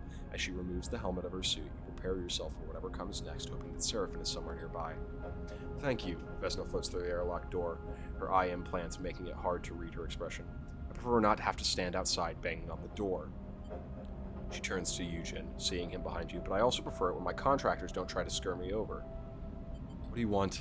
She smiles. I want, she pauses, what I asked for. I'm going to give you the benefit of the doubt and assume you don't know what you've got yourself in the middle of here. She speaks plainly with little emphasis. If you make a move, we're going to have some trouble. This slimy shit here, she surges in towards Eugen, got these coordinates thanks to my tip-off. Was meant to deliver them to me. She smiles and shakes her head. That was the deal. But instead, he thought he'd come and claim the prize for himself and bring you fools along for the ride. Don't insult me on my ship. Vesna gathers herself. You are right, but I'm sure you can see I've been wronged here. That's not on me. Tell whatever stories you want, Vesna. Until I am paid, there is no deal. Eugen smiles. Did you pay me, Vesna? Vesna looks frustrated. You know as well as I do that payment was on the receipt of the coordinates. Well, sorry to say, I won't be able to deliver, Eugen shrugs. Deal's off. You piece of shit, Vesna hand goes to her hip. Now, you are a guest on this ship. Seraphin's voice comes from somewhere behind you. Let's all remember that. You turn back to see Seraphin holding a whole bolter at his waist, its wide muzzle trained on Vesna. Vesna lets her hand go loose at her side, abandoning her threat. Of course, she sighs. I thought you might all see the breach of trust in this situation, but I'm wrong. I don't want to escalate this. On that, we are agreed. She backs a little towards the airlock door. Eugen, she smiles at the freelancer. Don't think I'll back off. My team can find this thing faster than any mongrel crew, she smiles. First the prize takes all. May the better crew win. She smiles. Indeed. Vesna slips back to the airlock and hits the control panel. The door scissors shut. Eugen suddenly tumbles forward as something hits him in the side of the head. Idiot! Seraphin stands behind Eugen, having swung the heavy muzzle of the hull bolter directly into his head. If you ever put this crew in danger like that again... Seraphin is right. Eugen catches himself on the wall. It's okay, he wipes a little blood from his forehead. I get it, that was sloppy. Your whole thing is sloppy, Seraphin bristles. This is how you get yourself killed. As much as I enjoy this display of aggression and idiocy, Bliss' voice comes from behind you all. We still have a contract to complete. They push past and start suiting up. And now we have competition. We should leave. Seraphin slings the hole bolter onto his shoulder. Cut our losses. Now wait. Eugen wipes the corner of his mouth and back to his hand. All this, and you're just going to give up and turn tail? Eugen is right. Shit, Seraphin says. You're right. All right. He glides over to Eugen and pats him on the shoulder. Time for you to prove your worth. I'll be watching. You're damn right. It's time for Fuckface to prove his worth. I'm a little pissed at you. I'm a little pissed at you. But we'll live. Actions out of... Oh, fuck. Is empty. Not while on contract. We can't be on contract. Okay. Here's the thing. We're already halfway there. We can do this. We just need the data troll at this point. That is where the issue comes in. Isn't there someone else? No, Bliss. I'm sorry, it's us. We're doing this, Bliss.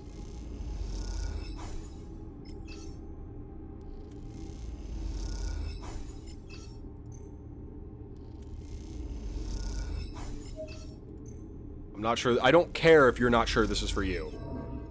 You're gonna fucking do it, Eugen.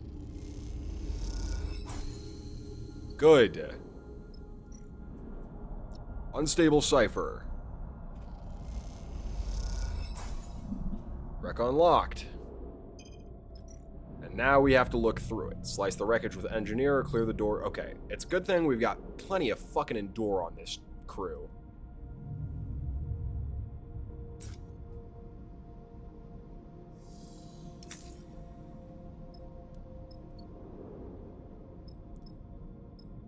Yeah, they'll do it in what, two? Yeah, it's fine. It's fine. We've got fucking plenty of time. I'm really not worried, honestly.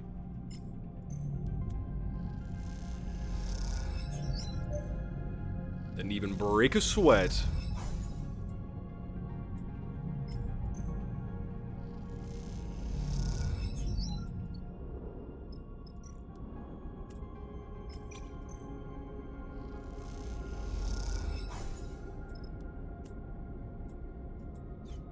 Let's see if we can get Bliss to do. I believe in Bliss. Nothing. It's okay, Bliss. You can do this. You can do this. You can do this. Come on, Bliss. Damn it. Fine. It's fine. We'll gather scrap ourselves. Among the debris. End a cycle, and tomorrow we go and get whatever the fuck it is we needed. End of our supplies, anyway.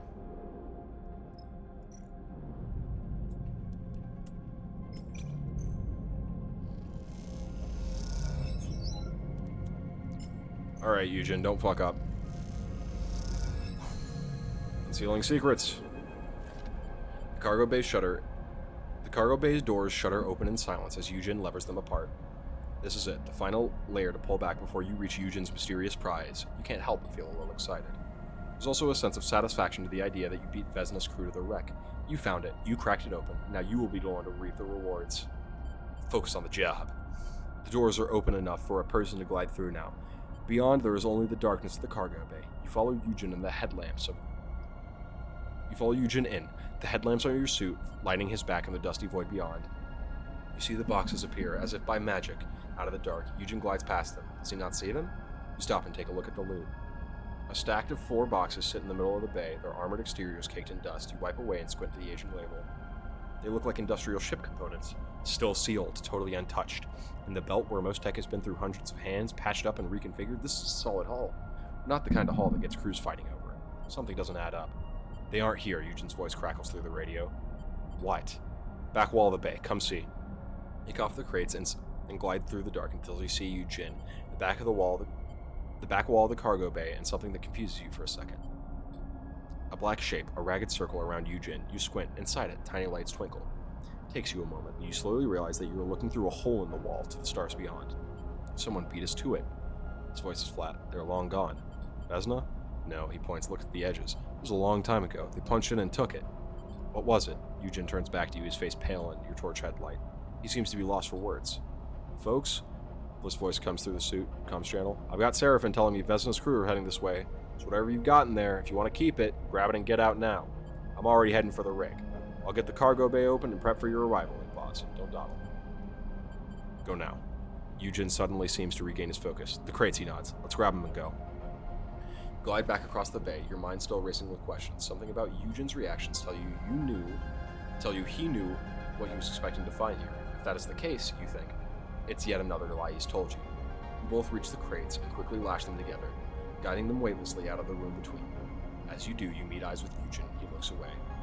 I really hope you two idiots are on your way back, Seraphim troops on the radio, because Vesna's boys are just about to reach that wreck you're on. We're inbound, Eugen quickly responds, then clicks his radio off. Well, Seraphim continues. Tell me, what ancient and powerful treasure did you find in that thing? Gold? A Conway warhead? 3 crates of components. Seriously, Seraphim pauses. Sleeper, me and you are going to need to have a serious chat. Yeah, we are. You cross the debris field in the ship in silence, your eyes on the scrap for a sign of Vesna's crew. You didn't think they'd ambush you, but then again, you wouldn't put it past them. As you reach the cargo bay and guide the crates through the open door, you shoot Eugen a final glance. Give me time, he says quietly over the radio. I'll explain in time. You consider pressing him, even shouting at him. You realize there will be plenty of time for that on the journey back to the Far Spindle. For now, you just want to get out of here. The better crew. Beat Vesna to the hidden wreck, because we're the better crew.